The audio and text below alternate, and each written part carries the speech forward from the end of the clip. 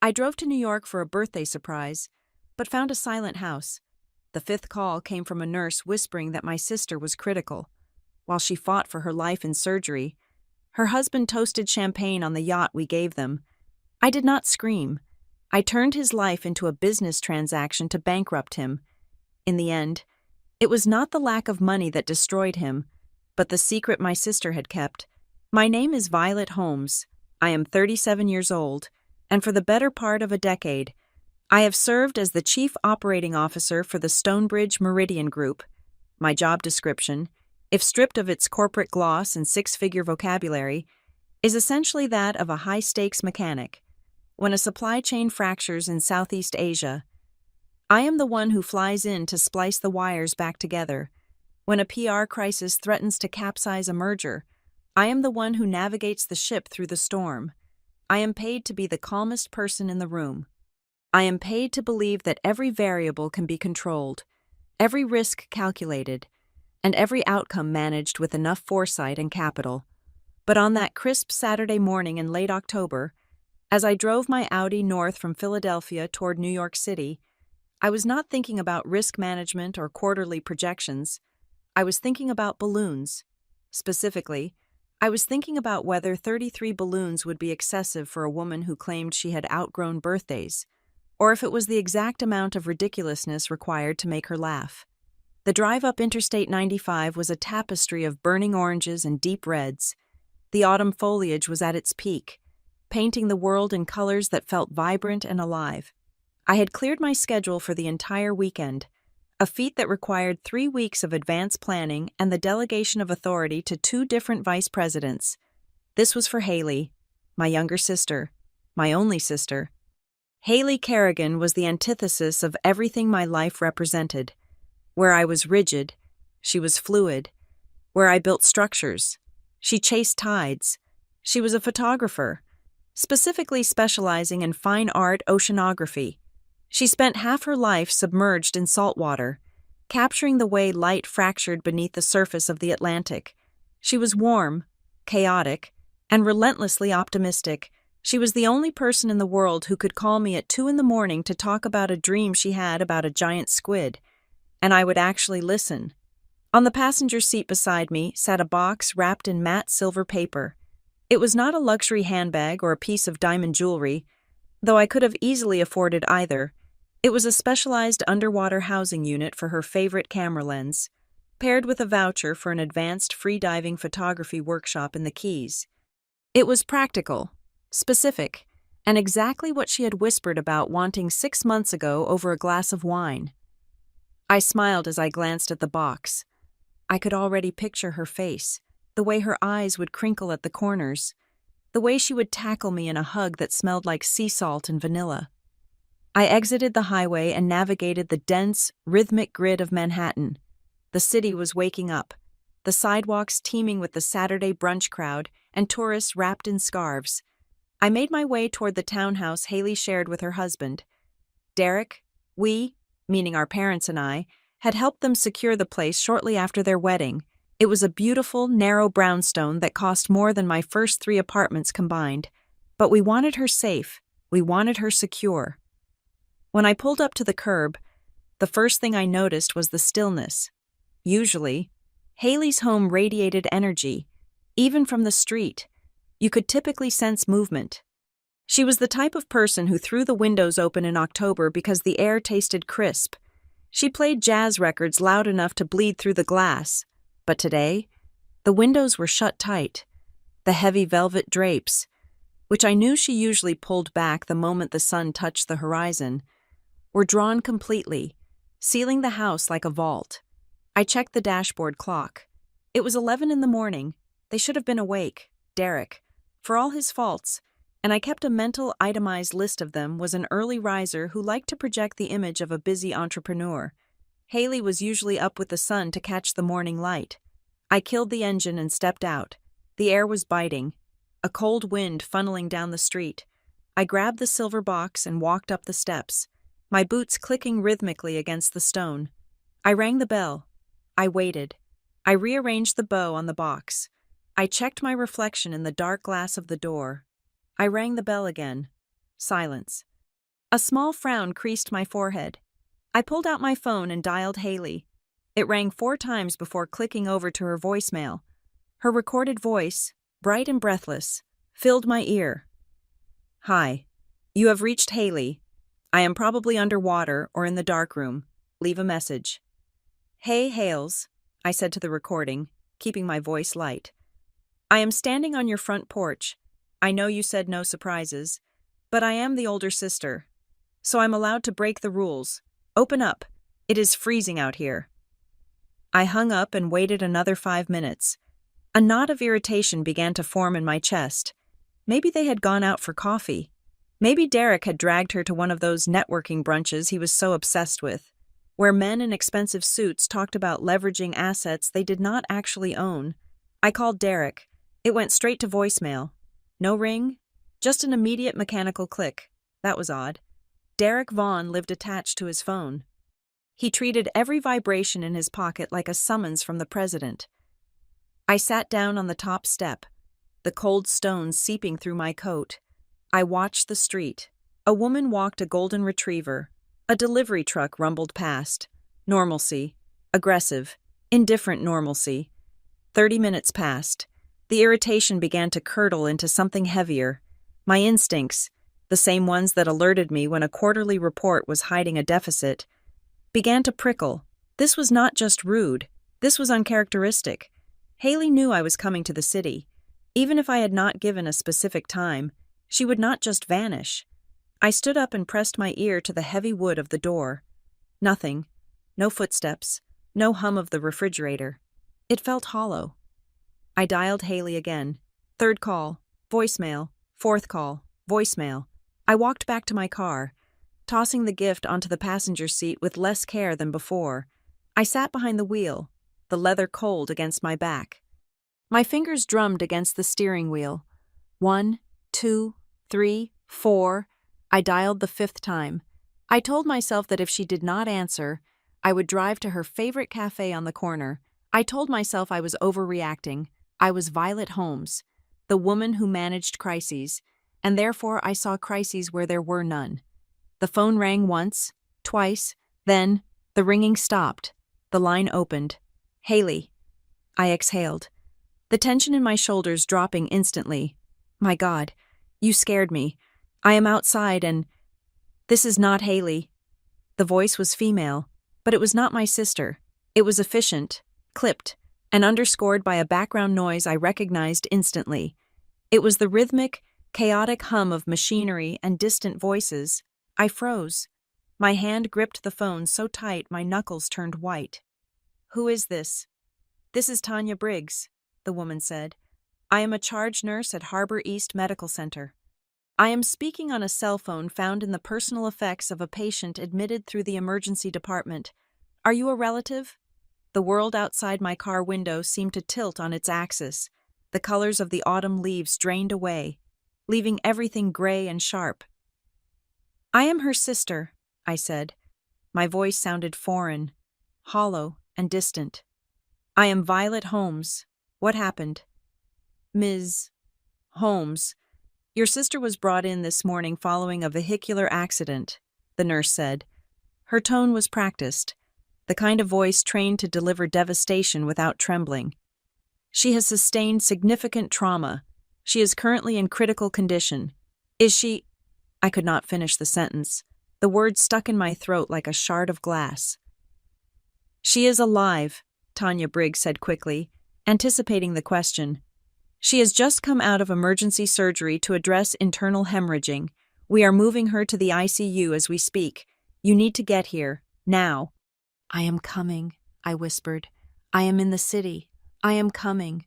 "Bring identification," the nurse added. "And Ms. Holmes, does she have a spouse?"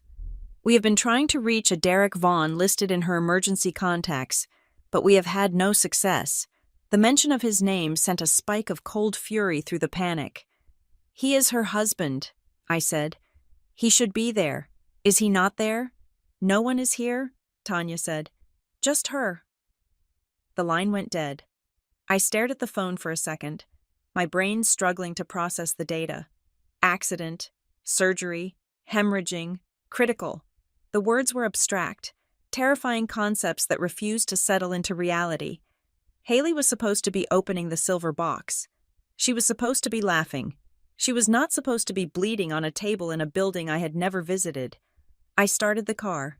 The engine roared to life, a guttural sound that matched the scream rising in my chest. I pulled away from the curb, not checking my blind spot, cutting off a taxi that honked aggressively. I did not care. I drove with a recklessness that would have terrified my usual self. I ran a yellow light that was turning red. I weaved through traffic on the avenues, my eyes darting between the GPS on my dashboard and the road. Every red light felt like a personal insult. Every pedestrian crossing the street felt like an enemy of time. I looked over at the passenger seat. The silver box slid slightly as I took a sharp turn. The underwater camera housing, the photography course, the thoughtful, perfect gift. It looked grotesque now. It looked stupid. It was an artifact from a timeline that had just been severed. Who cared about aperture settings when lungs were failing? Who cared about the refraction of light when a body was broken? I wanted to throw it out the window. I wanted to smash it. The GPS chirped, arriving at destination on right. Harbor East Medical Center loomed like a fortress of glass and concrete. It was an ugly building, functional and imposing. I abandoned my Audi in the emergency drop-off zone, tossing the keys to a stunned valet without waiting for a ticket. "Keep it," I snapped. Or maybe I just thought it. I was already moving. I ran. I am not a runner. I wear tailored suits and Italian leather heels. But I ran through the automatic doors, the blast of climate-controlled air hitting me, and then it hit me. The smell. It is a smell you never forget. No matter how many years pass, it is the scent of isopropyl alcohol, floor wax, stale coffee, and human misery. It is the smell of a place where people bargain with God. It slapped me across the face, harsh and chemical, stripping away the last layer of my denial. I sprinted past the reception desk, ignoring the security guard who started to rise from his chair. "I see you," I demanded, breathless, staring at the directory on the wall. "Third floor?" I hit the elevator button, hammering it repeatedly as if the force of my finger could summon the car faster.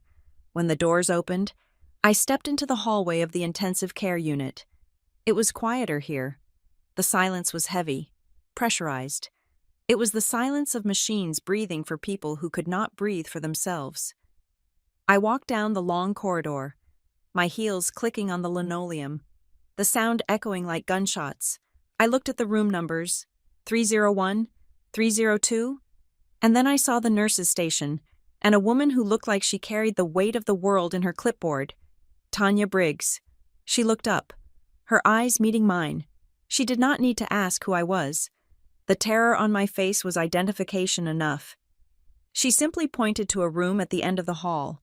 I walked toward it. My legs felt like lead. My heart was hammering against my ribs, a frantic, desperate rhythm. I reached the door of room 304. I put my hand on the handle. The metal was cold. I pushed it open. The room was colder than the hallway. That was the first thing my skin registered before my eyes could even process the image in front of me.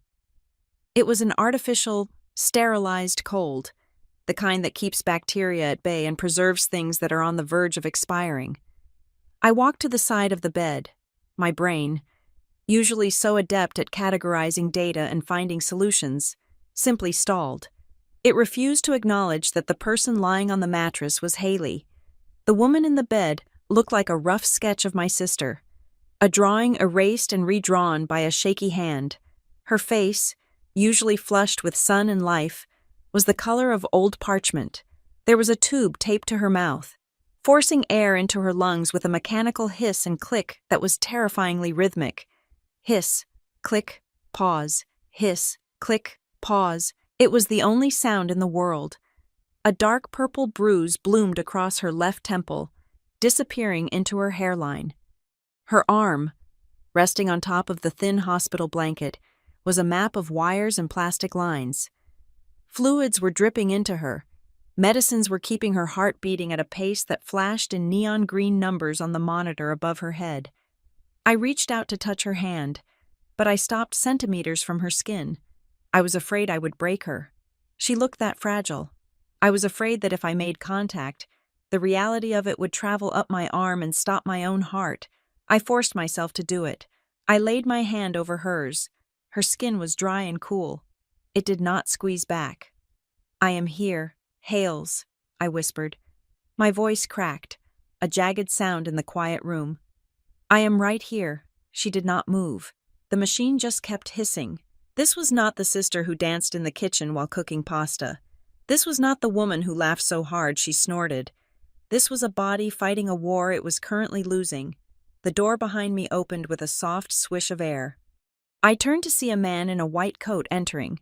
He looked young, perhaps in his late 30s, but his eyes were old. They were the eyes of a man who had told too many families that their world had ended. He held a tablet against his chest like a shield. "Ms. Holmes?" he asked. "Yes," I said. I did not let go of Haley's hand. "I am Dr. Evan Hart," he said, stepping closer to the foot of the bed. He did not offer a handshake, which I appreciated.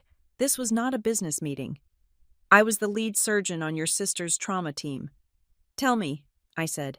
"Do not give me the soft version. Just tell me." Dr. Hart nodded. He looked at the monitor, then back at me. "She arrived with significant blunt force trauma to the abdomen and head. The impact caused a laceration to her spleen and liver, which resulted in massive internal hemorrhaging. That was our priority. We went in and managed to stop the bleeding. We repaired the damage to the liver and removed the spleen." "Removed," I repeated. "It was necessary to stabilize her," he said. "Surgically. Her abdomen is stable. The bleeding has stopped. Her blood pressure is holding with the help of medication." "But," I asked, I could hear the but hanging in the air. "But the head trauma is our primary concern now," he said. He tapped the tablet. "She has significant cerebral edema, swelling of the brain.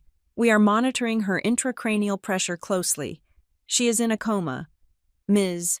Holmes, it is too early to tell if it is medically induced by the sedatives we gave her, or if it is a result of the injury itself. We have to wait for the swelling to go down before we can assess brain function." "Wait," I said. The word tasted like ash. "How long?" "Hours. Days," he said. "The next 48 hours are critical. If the pressure spikes, we may need to intervene again. Right now, her numbers are—" He hesitated, searching for a word that wasn't cruel. "They are not beautiful, but they are stable." I looked back at Haley. Stable. It sounded like such a passive word for a woman who was fighting for every second of existence. "Where is her husband?" Dr. Hart asked. The question hit me harder than the medical diagnosis. I blinked, looking up at him. "He is not here." "We have not seen him," the doctor said. "The nurses have been trying the number listed in her chart since she arrived 4 hours ago. We need consent forms signed. We need medical history. Usually, the spouse is the first one screaming at the front desk." I looked around the small, sterile room. There was a plastic chair in the corner. It was empty. There was no coat thrown over the back of it. There was no coffee cup on the side table. There was just empty space where Derek Vaughn should have been. "I will find him," I said. My voice was low. "He travels for work. He might be in a meeting. He might have his phone off." I was lying. I knew I was lying. Dr. Hart knew I was lying. He just nodded, his expression neutral. "If you reach him, tell him to get here. She needs him." The doctor left, and the room returned to its mechanical rhythm. I pulled the plastic chair up to the bedside and sat down. I pulled my phone out of my purse. My hands were shaking, a fine tremor that I could not control. I unlocked the screen and scrolled to Derek's name. I hit the call button. It rang. 1, 2, 3, 4. "Hi, this is Derek. I am crushing it right now. So leave a message." The voicemail greeting was so arrogant, so typical of him, that I almost threw the phone across the room. I hung up. I dialed again. Silence. I looked at Haley. I tried to imagine the accident. The police said it happened at an intersection near the marina. A truck ran a red light. Or maybe she did. They were not sure yet. Metal crumpling, glass shattering. The terror she must have felt in that split second before the lights went out. Where was Derek? I thought back to the last time I saw him. Thanksgiving dinner, 2 months ago. He had sat at my parents' dining table, wearing a cashmere sweater that cost more than my father's first car. He had spent the entire meal talking about equity and leverage, without ever actually explaining what his company did. "It is a consulting firm, Violet," he had said when I pressed him, flashing that toothpaste commercial smile. "We connect capital with opportunity, high-level stuff. You would get it if you worked in venture." I worked in operations for a multinational conglomerate. I understood business better than he ever would, but I had let it slide. I had let it slide because Haley had her hand on his knee, and she looked happy. She looked at him like he hung the moon. Now, that memory felt like a warning flare I had ignored. "Connect capital with opportunity," I muttered to the empty room. What does that even mean? "Derek?" I dialed him a third time. Nothing. The nurse, Tanya, came in to check the monitors. She adjusted a drip line with efficient, gentle hands. "Still no answer?" she asked softly. "No," I said. Did anyone call asking about her? Maybe he called the main switchboard. "No one has called, honey," Tanya said. She looked at me with pity, and I hated it. I hated being the object of pity. "We checked the logs. Just you?" "Just me." I sat there for another hour. The sun began to set outside the window, casting long gray shadows across the linoleum. I watched the numbers on the monitor change. Heart rate 82, oxygen saturation 98, blood pressure 110/70. I memorized them. They were the only things I could control. My phone buzzed in my hand. My heart leaped. Derek. It had to be. I looked down. It was not a call. It was a notification from a social media app. The algorithm, in its infinite, cruel wisdom, had decided that since I followed Derek Vaughn, I would want to see his latest activity. Derek Vaughn just posted a photo. I stared at the screen. My thumb hovered over the notification. A sick feeling, heavier than the grief, began to pool in my stomach. I tapped it. The screen filled with light. It was a photograph taken in bright, unfiltered sunshine. The composition was perfect. In the foreground, 2 crystal flutes filled with golden liquid were clinking together. In the background, the water was a deep, impossible blue. Derek was in the frame. He was wearing sunglasses and a white linen shirt. Unbuttoned halfway down his chest, he was smiling, not a polite smile, a wide, teeth-baring laugh, his head thrown back, and wrapped around his waist, resting familiarly on his hip, was a hand, a woman's hand. The nails were painted a sharp, electric crimson. You could see the edge of a sun hat and a cascade of blonde hair that was definitely not Haley's dark curls. I zoomed in. My breath hitched. I was not looking at the woman. I was looking at the background. I was looking at the specific grain of the teak wood deck. I was looking at the custom-embroidered cushion visible in the corner of the frame. It was navy blue with silver piping. I knew that cushion. I had picked it out from a catalog 3 years ago. It was the Sea Lullaby, the yacht, the 40-foot cruiser my parents had bought for Haley and Derek as a wedding gift.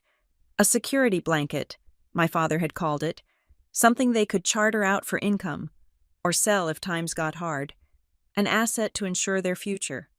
Derek was on Haley's boat. I looked at the timestamp on the post. Just now, I looked at the location tag, off the coast of Montauk. I looked at Haley. She was fighting to breathe. The machine hissed, clicked, hissed, clicked.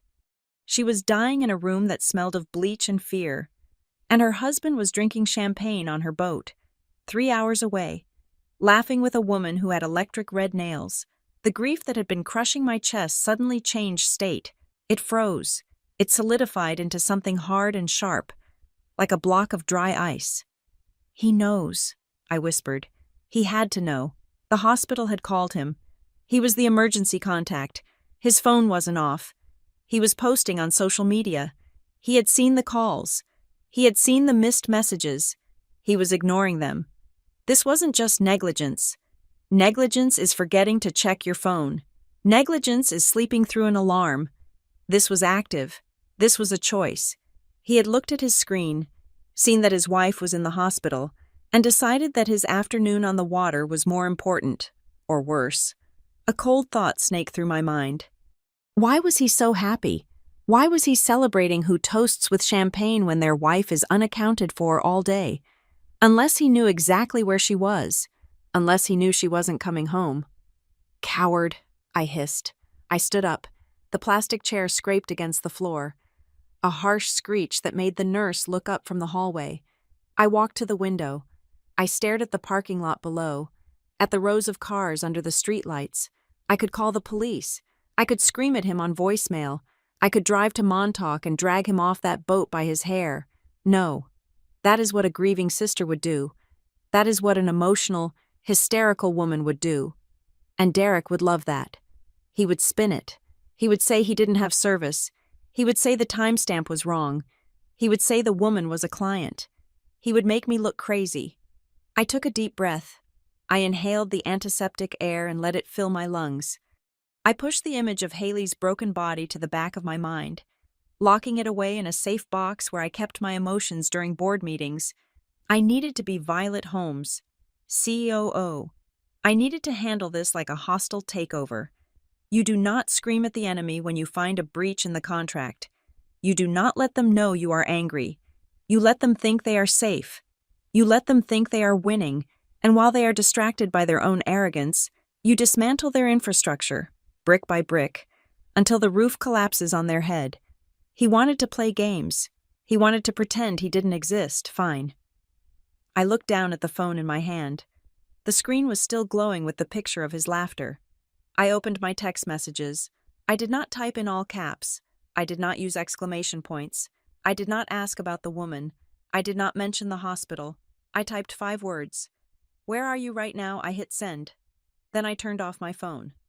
I slid it into my pocket. I turned back to my sister, whose chest rose and fell with the aid of a machine. Rest, Haley, I said softly, my voice devoid of the tremble it held 10 minutes ago. You just fight for your life. I will take care of the rest. I sat back down in the dark, and I waited. The hunt had begun.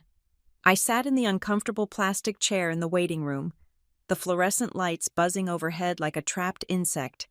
My phone was the only lifeline I had to the outside world, and I intended to use it as a weapon. I scrolled through my contacts until I found a name I had not used in 4 years, Caleb Stroud. Caleb was a former narcotics detective who had left the force after a disagreement with internal affairs regarding his methods. He was effective, expensive, and most importantly, invisible.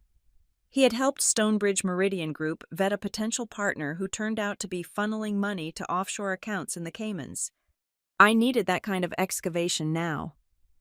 I dialed. He answered on the second ring, his voice gravelly and devoid of pleasantries. Holmes, he said, it has been a while. I have a job. Caleb, I said, skipping the small talk. It is personal, and it is urgent. I am listening. I need a full financial autopsy on a man named Derek Vaughn. He is my brother-in-law. I want to know everything.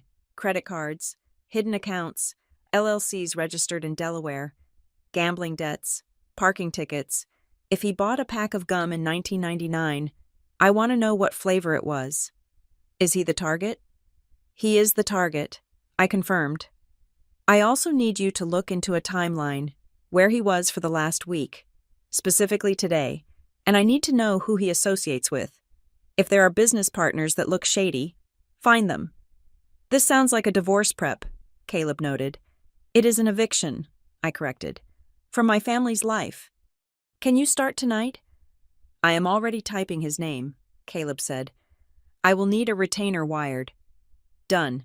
$5,000 will be in your account within the hour. I hung up. The transaction felt cold, but it gave me a sense of agency. I was not just a grieving sister waiting for a doctor's report anymore. I was an operative, while I waited for the wire transfer to clear. I opened my laptop. The hospital Wi-Fi was slow, but it was enough. I logged into my own email server. Haley and I did not email often. We were texters, but occasionally. She would forward me articles about art exhibits or recipes. I searched for her name in my inbox and filtered by date. There were dozens of messages over the last year. Most were inconsequential, but as I read back, looking for patterns rather than content, I noticed a shift in tone starting about 6 months ago, in April. She had sent me a link to a gallery space she wanted to rent for a show. The text in the body of the email read, "I think I can make this work, but Derek says the liquidity is tight right now. I do not understand why. We just had a great quarter with the charter rentals. Do you think I should push him?" I had replied, telling her to trust her gut. She never responded to that specific thread. In June, another email. This one with a subject line that just said, "Question. Violet, if you sign a document without reading the fine print because you are rushing to the airport, is it legally binding if you were under duress? Just curious for a friend." I froze. I remembered that email. I had called her immediately after reading it, and she had laughed it off, saying it was plot research for a friend writing a screenplay. I had believed her because Haley did not have a deceitful bone in her body. Now, staring at the pixels, the words "under duress" seemed to pulse in neon red. I closed the laptop as a nurse approached me. It was not Tanya, but a younger woman holding a clipboard. "Ms. Holmes," she asked, "I am from the administrative office. We are processing your sister's admission details. We have the phone that was found on her person." But the paramedics noted a discrepancy in their report regarding her personal effects. "What kind of discrepancy?" I asked, standing up. "Well," the nurse frowned, tapping her pen against the paper. "According to the accident report, the impact occurred on the driver's side. The car was a mess, but usually, in a crash like that, personal items are scattered. The EMTs noted that the vehicle was remarkably clean. There was no purse, no wallet, no laptop bag, just the phone, which was found wedged under the seat." My stomach turned over.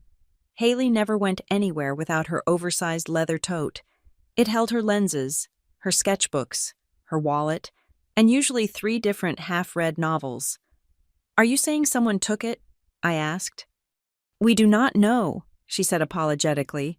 "It is possible it was thrown from the vehicle if a window shattered, but the police report did not mention recovering a bag from the street. I just wanted to let you know in case you need to cancel her credit cards." "Thank you," I said. My voice was calm, but my mind was racing. A missing purse meant missing ID. It meant missing keys. Keys. I checked my watch. It was nearly 8 in the evening. The visiting hours for the ICU were technically over, but Dr. Hart had given me a pass. However, I needed to see something else. "I will be back in 2 hours," I told the nurse. I walked out to the valet stand, retrieved my car, and drove toward the Tribeca townhouse. The city was dark now, the skyline a glittering wall of indifference. I did not have a key. I had never needed one. Haley was always home, or she would leave one under the planter for me. But if her purse was gone, I could not risk that the spare was still there. I called the building manager, a man named Mr. Henderson, whom I had tipped generously over the years for keeping an eye on the place. He met me at the front door, looking tired and wearing a bathrobe over his pajamas. "Ms. Holmes, I was so sorry to hear about the accident," he said, unlocking the heavy oak door. "Is she okay?" "We are hopeful," I lied. "I need to get some insurance papers from her desk. I will be quick." "Take your time," he said, patting my arm. "Let me know if you need anything." He left me in the foyer. I locked the door behind him and turned on the lights. The silence I had felt earlier that morning was still there, but now, inside the house, it felt aggressive. I walked into the living room. It was immaculate, too immaculate. Haley was an artist. She was messy. There should have been photography magazines on the coffee table. There should have been a blanket thrown haphazardly over the sofa. There should have been at least one coffee cup sitting on a coaster, but the surfaces were gleaming. The pillows were chopped and fluffed with military precision. The air smelled faintly of lemon polish and bleach. Someone had cleaned this house. Recently. Very recently. I walked into the kitchen. The counters were bare. The drying rack was empty. I opened the dishwasher. Empty. I went to the trash compactor. It had been emptied. I opened the recycling bin under the sink. There, at the very bottom, beneath a crushed milk carton, was a single piece of paper. It looked like it had been torn in half, but not shredded. I reached in and pulled it out, careful to hold it by the corner. It was a receipt, or part of one. The header was missing, but the bottom half remained. The date was from yesterday. The amount was staggering $25,000.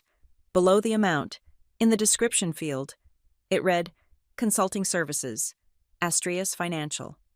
I had never heard of Astreas Financial, and $25,000 was a lot of money for a consultation.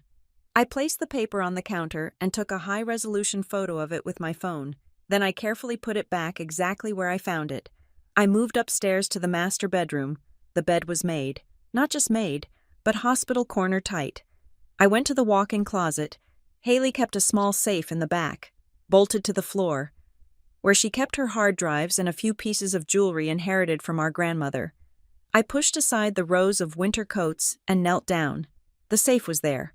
But something was wrong. The keypad, usually a pristine gray, was scratched. Deep gouges ran along the side of the digital lock, exposing the raw silver metal underneath. It looked like someone had taken a screwdriver to it in a fit of rage or panic, before realizing they knew the code. The door was slightly ajar. I used the sleeve of my coat to pull the handle. The door swung open, empty, no hard drives, no jewelry, no emergency cash. Even the velvet lining looked disturbed, as if hands had scrambled to claw everything out in seconds. I sat back on my heels, the breath leaving my lungs in a rush. This was not a robbery. A robber would have tossed the room. A robber would have taken the TV downstairs. A robber would not have wiped down the kitchen counters or made the bed. This was a purge.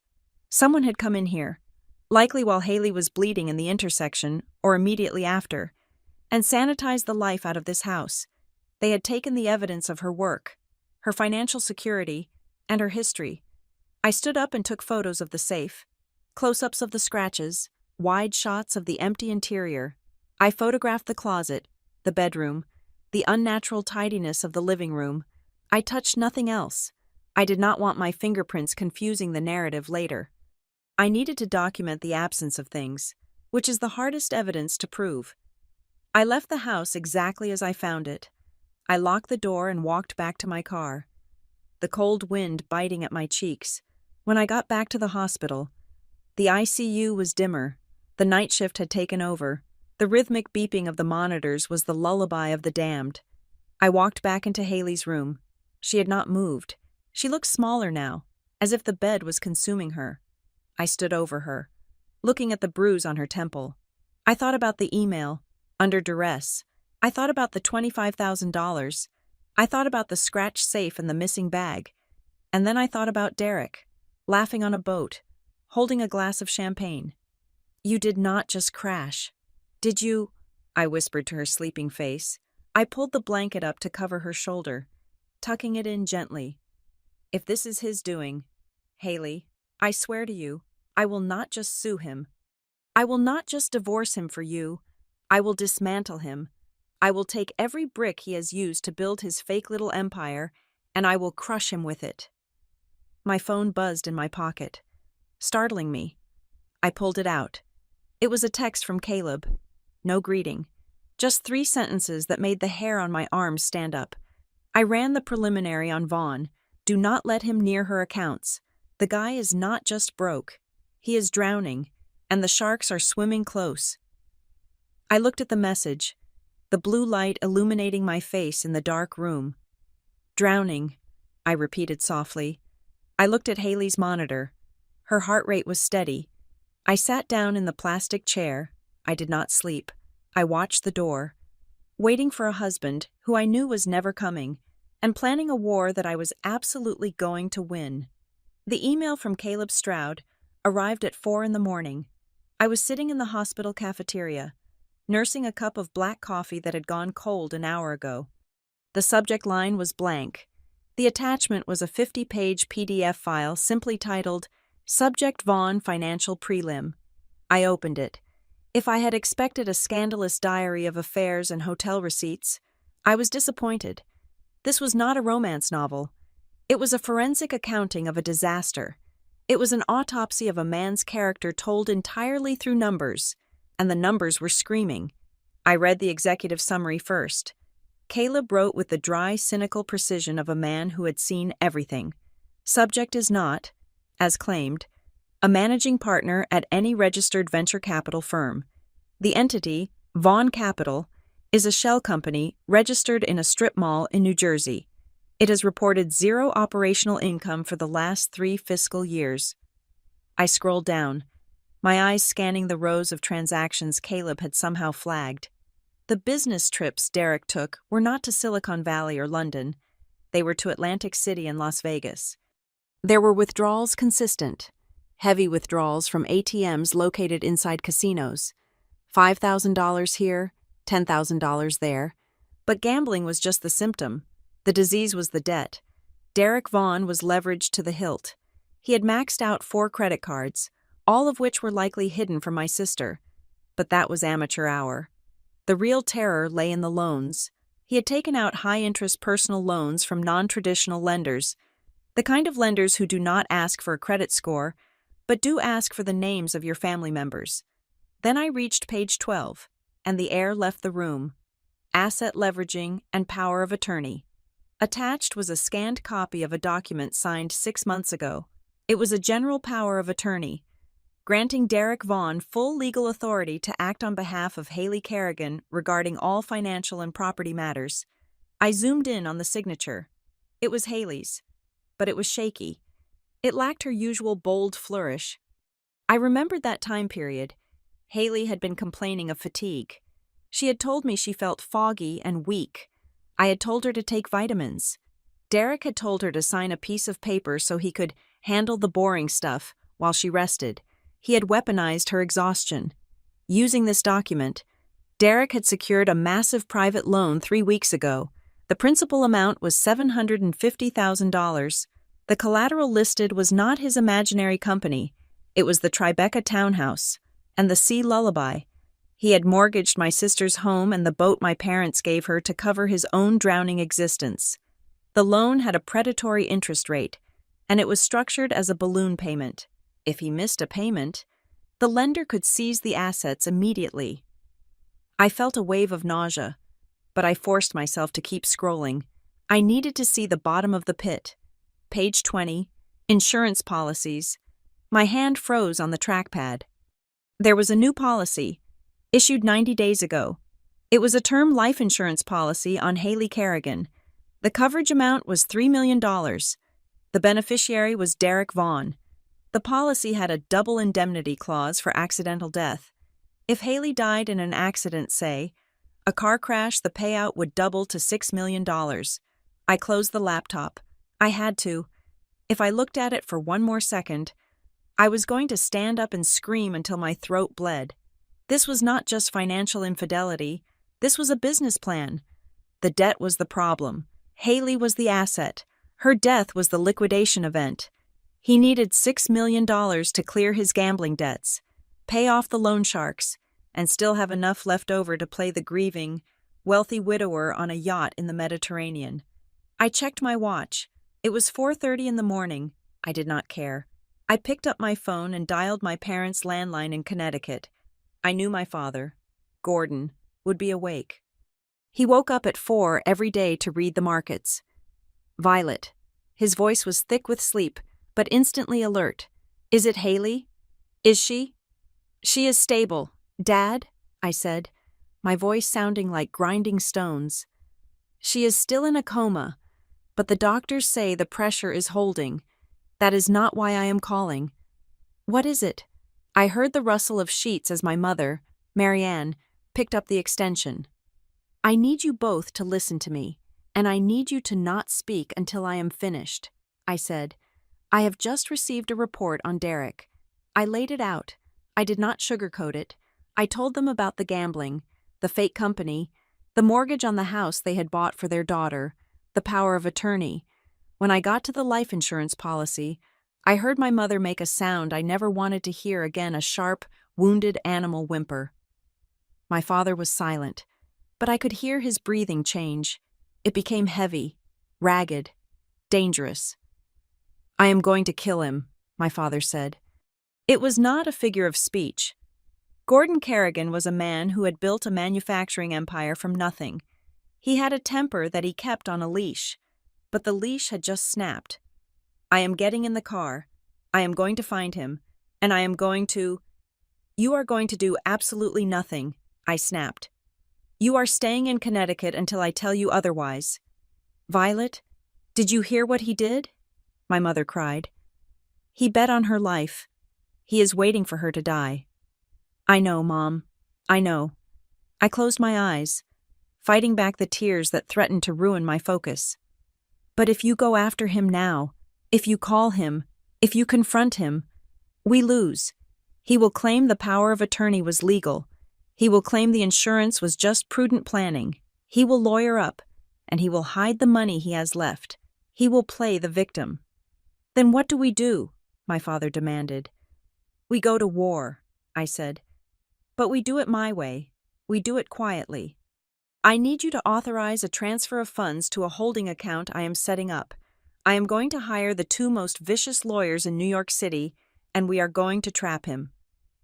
By 9 o'clock that morning, I had turned a private conference room in the hospital, courtesy of a donation my company made years ago, into a command center. Sitting opposite me were Mara Kingsley and Jonas Pike. Mara was a civil litigator who wore Chanel suits and flayed people alive in depositions. She had a reputation for finding assets that people thought they had buried in the desert. Jonas was a former district attorney, a criminal defense lawyer who knew exactly how the police built a case, and more importantly, how to hand them one wrapped in a bow. I slid the printed report across the table. "I want to know if we have enough to arrest him," I asked Jonas. Jonas flipped through the pages, his face unreadable. "For fraud." "Maybe. The power of attorney is the weak link. If he can prove she was lucid when she signed it, the loans are legal, even if they are immoral. For the accident circumstantial, the insurance policy is suspicious as hell, but unless we can prove he tampered with the car, it is just a coincidence in the eyes of the law." "It is not a coincidence," I said. "I know that," Jonas said, looking up. "You know that, but a jury needs more than timing. We need a smoking gun." "While Jonas looks for the gun," Mara interjected, her voice smooth and sharp, "I suggest we take away his ammunition." "How?" I asked. "The loan," Mara said, tapping the page with the $750,000 debt, the one secured against the townhouse and the Sea Lullaby. This lender, Apex Capital Solutions. They are a hard money lender. They do not care about Derek. They care about their money. If he misses a payment, they foreclose. "He will not miss a payment if the insurance pays out," I said bitterly. "But the insurance will not pay out while there is an active investigation," Jonas pointed out. "I can speak to my contacts at the precinct. If we flag the accident as suspicious, the insurance company freezes the claim." "Exactly," Mara smiled. "And while the claim is frozen, Derek has no cash flow. He has no job. He has gambling debts. He will default on that loan within 30 days. "I do not want the lender to seize Haley's house," I said. "They won't," Mara said, "because we are going to buy the debt." I looked at her, understanding dawning on me. "We set up a blind trust," Mara explained, "an LLC with a generic name. We approach Apex Capital and offer to buy the promissory note from them for full value. They will be happy to get their cash and walk away without the hassle of foreclosure. Once we own the note, we are Derek's creditor." "We own the house. We own the boat," I whispered. "And we own him," Mara finished. "We can call the loan. We can freeze his assets. We can legally drag him into court and force him to disclose every penny he has spent. We can suffocate him." "Do it," I said. "Money is no object." My phone buzzed. It was Caleb again. "I have a visual on the boat. It is docked at the marina in Montauk. No sign of Vaughn. But the crew is prepping for something. I picked up the tablet where I had saved the screenshot of Derek's Instagram post, the photo of the champagne and the celebration. I looked at it again, staring at the details I had missed in my initial rage, the champagne flutes, the woman's hand, the blue cushion. But then I looked past them. In the background, reflected in the sliding glass door of the yacht's cabin, was a figure. It was faint, distorted by the curve of the glass and the glare of the sun.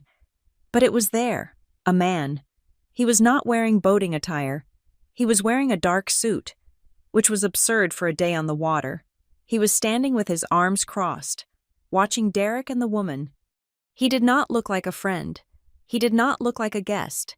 He looked like supervision. I zoomed in as far as the pixels would allow. The man had a distinctive watch gold, heavy, flashy, and he was holding a folder, a thick manila folder. I felt a chill that had nothing to do with the hospital air conditioning. Derek isn't just a gambler, I said to the room, interrupting Mara and Jonas, who were discussing the LLC structure. He is working for someone. I turned the tablet around so they could see. He is celebrating, I said, pointing to the reflection. But that man is not celebrating. That man is waiting to get paid. If that is the loan shark, Jonas said, leaning in, his eyes narrowing, or the broker who arranged the insurance, then Derek is not just a suspect. He is a liability to them. Which means, I said, standing up, we have to destroy him before they decide to silence him. If he goes down, I want him alive to tell us exactly what he did to my sister. I looked at the image one last time. The celebration on the deck of the Sea Lullaby was a lie. It was a transaction, and I was about to void the contract. Dr. Evan Hart found me in the small family waiting room adjacent to the intensive care unit. It was 3 p.m. on Sunday, more than 24 hours since I had arrived in New York. The adrenaline that had fueled me through the initial shock and the financial war room sessions was beginning to curdle into a dull, throbbing headache behind my eyes. Ms. Holmes, Dr. Hart said. His voice was lower than usual. He did not have his tablet. He had his hands in the pockets of his white coat, and he closed the door behind him with a deliberate click. Do you have a moment? We need to discuss some lab results that just came back from the toxicology screen. I stood up immediately. Is she worse? She is the same, he said, gesturing for me to sit. He remained standing. But we have been trying to understand the mechanism of the accident.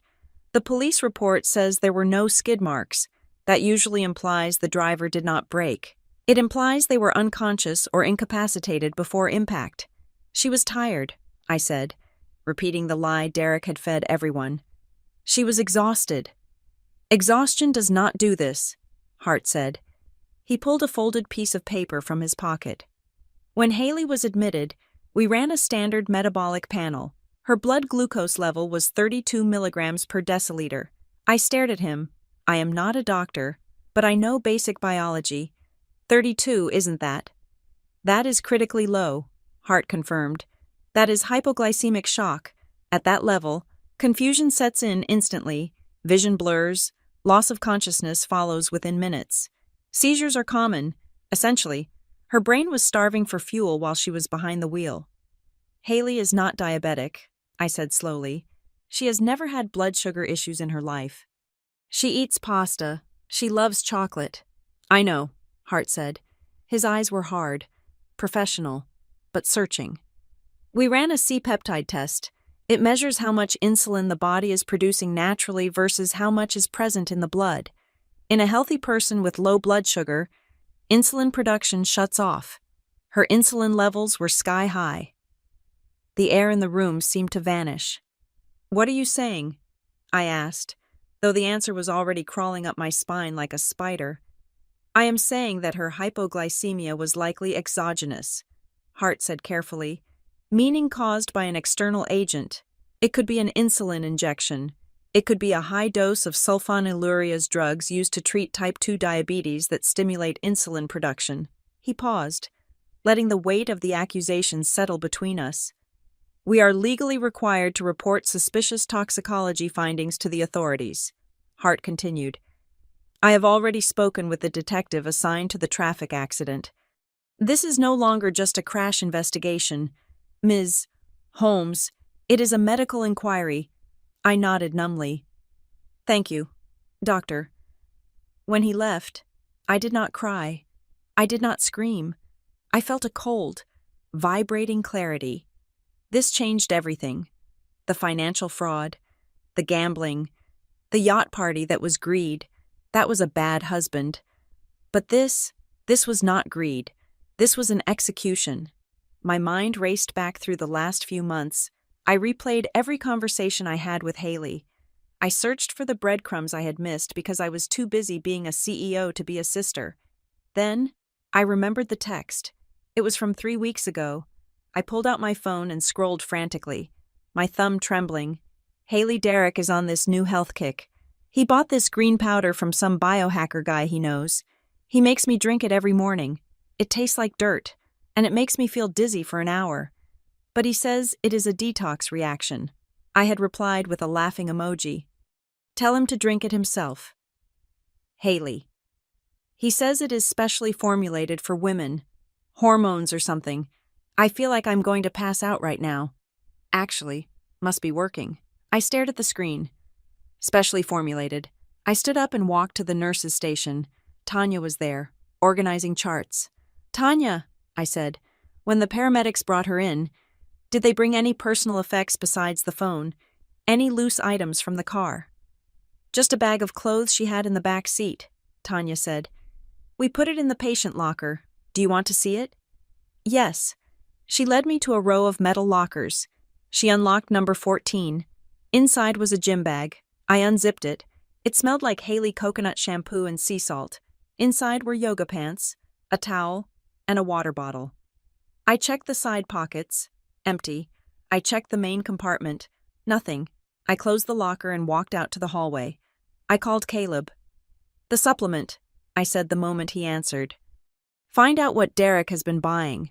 Specifically health supplements, performance enhancers, anything pharmaceutical. I am already on the credit card statements, Caleb said.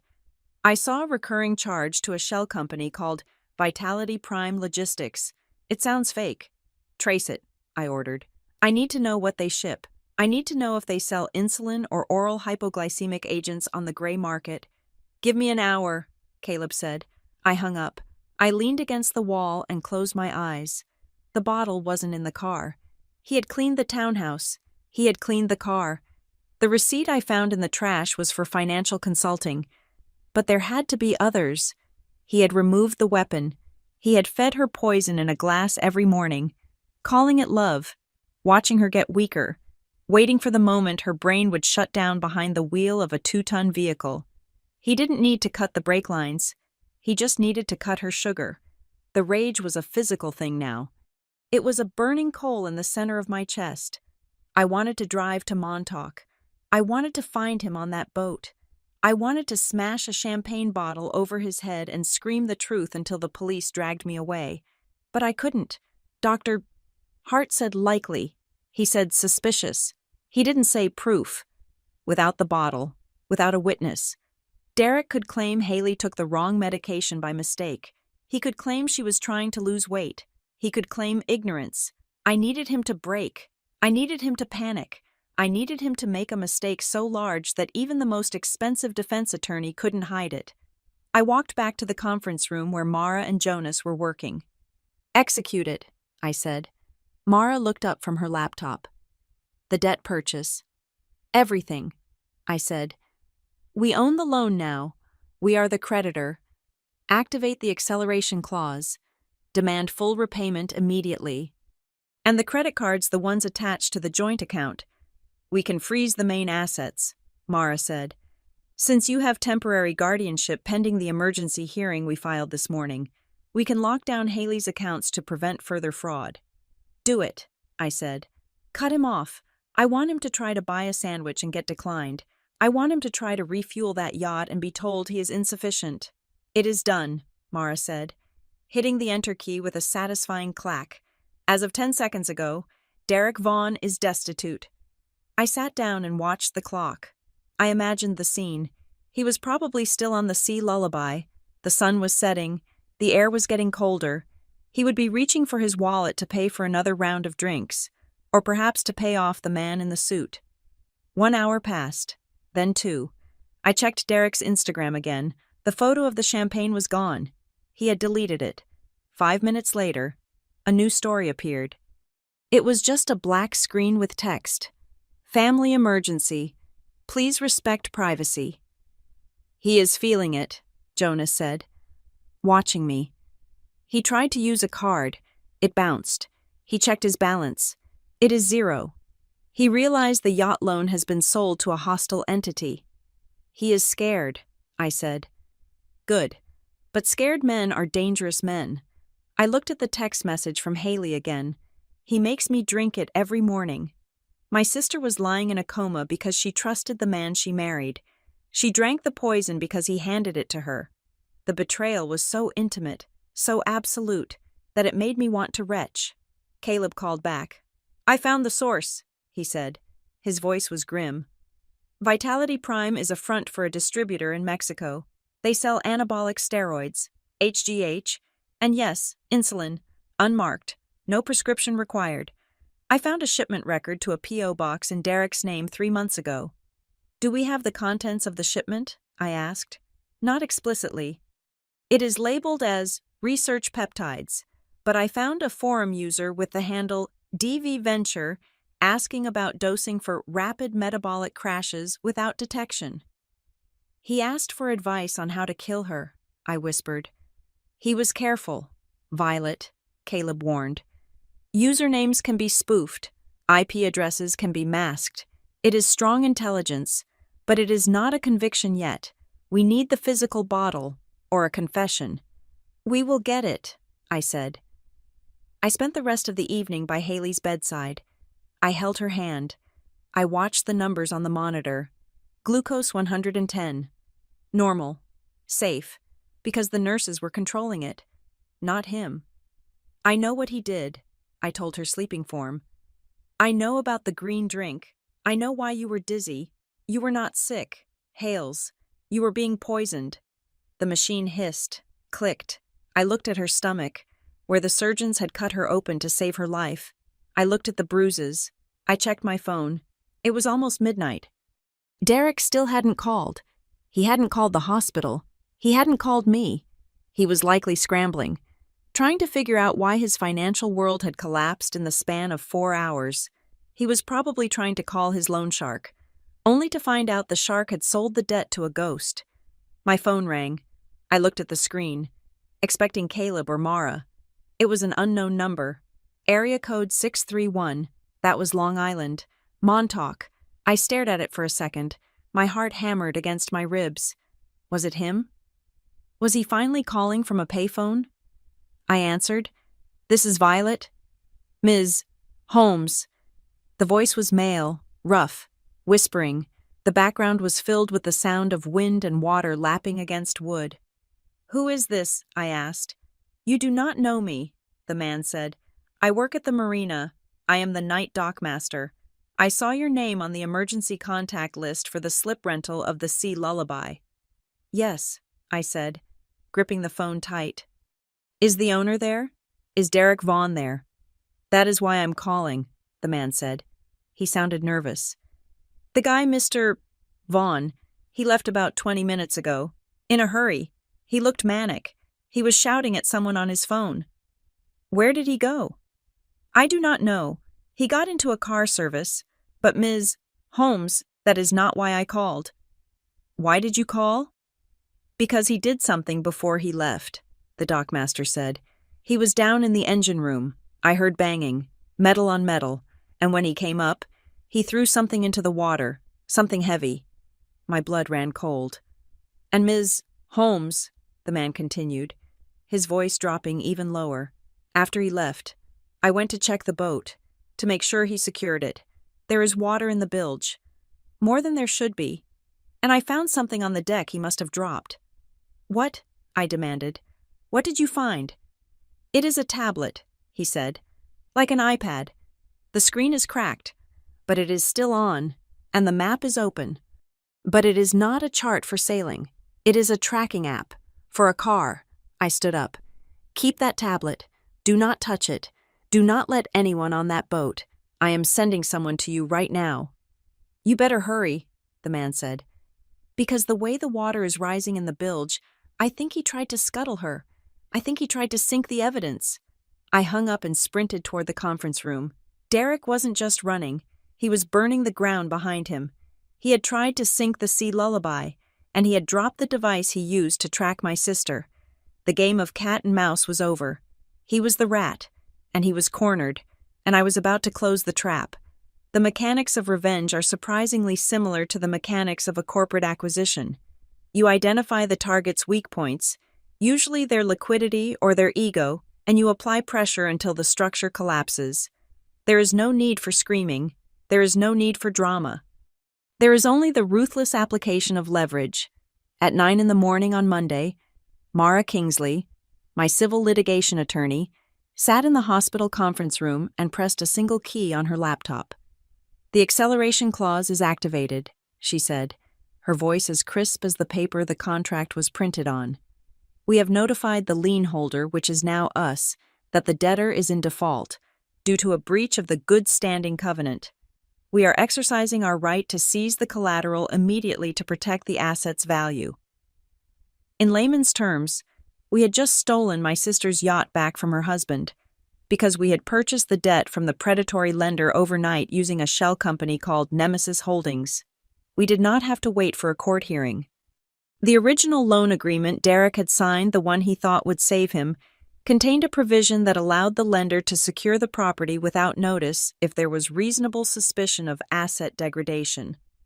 Trying to sink the boat definitely counted as degradation. I was not at the marina in Montauk.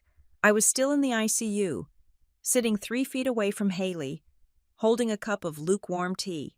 I did not want to see Derek's face. I did not want to give him the satisfaction of seeing my rage. If I appeared, he could spin a narrative that I was a hysterical sister-in-law acting out of grief. He could play the victim. Instead, I let the law be the villain. Caleb Stroud was my eyes and ears on the ground. He was parked in an unmarked sedan at the marina entrance, watching the scene unfold through a telephoto lens. He had an earpiece in, connected directly to my phone. "The repo agents are moving in." Caleb's voice crackled in my ear. "They are putting the chain on the propeller. The harbor master is posting the seizure notice on the gangway. It is bright orange. You cannot miss it." "Where is he?" I asked, keeping my voice low so I would not disturb the rhythmic hissing of Haley's ventilator. "He is at the Raw Bar across the street," Caleb said. "He is with 2 other guys. Looks like he is trying to celebrate early. He thinks the boat is sitting on the bottom of the harbor by now. He does not know the night dockmaster pumped the bilge before the water got too high." "Wait for it," I said. I checked the time. The digital notification of the asset freeze and the bank account lockout should be hitting Derek's phone right about now. "He just checked his phone," Caleb reported. "He stopped laughing. He's standing up. He looks confused. He is tapping the screen aggressively." I closed my eyes and visualized it. The decline message. The text alert from the bank saying access denied. The sudden realization that the credit card he was about to use to buy a round of oysters was nothing more than a piece of useless plastic. "He is running toward the dock," Caleb narrated. "He left his friends at the table. He is sprinting." "Let him run," I said. "He is at the gate. The key fob is not working. We deactivated it remotely 10 minutes ago," Caleb said. "He is shaking the gate. He is screaming at the security guard. The guard is pointing at the orange sticker on the boat." I could hear the faint sound of shouting in the background of Caleb's audio feed. It was a distant, tinny sound, but it was music to me. "He is calling the bank," Caleb said. "I can read his lips. He is saying, 'That is my wife's. You cannot do this. That is my property.'" "It is not his property," I whispered. "It is the bank's property, and I am the bank." "He is panicking, Violet," Caleb said. "This is not just anger. He looks terrified. He is looking over his shoulder. He keeps checking the parking lot because he owes money to people who break legs, and his collateral just got chained to the dock." I said, "Keep watching him. Do not engage." I hung up the line with Caleb and turned to Mara. "What is the next step?" "Now we wait for him to reach out," Mara said. "He has no access to funds. His vehicle is likely leased, so we can flag that next. But first, we need the physical evidence from the boat."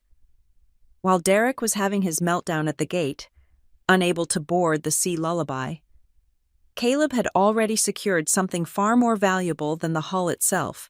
Before the seizure notice went up, during the chaos of the morning shift change, Caleb had met with the lead technician of the Marina's service department. Caleb sent me the audio file of the interview while I sat there. I put my headphones in. The technician's name was Rodriguez. His voice was hesitant, nervous. "Look, Mr. Vaughn came in here about 8 days ago," Rodriguez said on the recording. "He was acting weird, impatient. He told us he wanted to upgrade the navigation system." "That is standard," Caleb's voice replied on the tape. "Yeah, but he didn't want an upgrade. He wanted us to disable the AIS, the Automatic Identification System, the tracker that tells the Coast Guard where the boat is.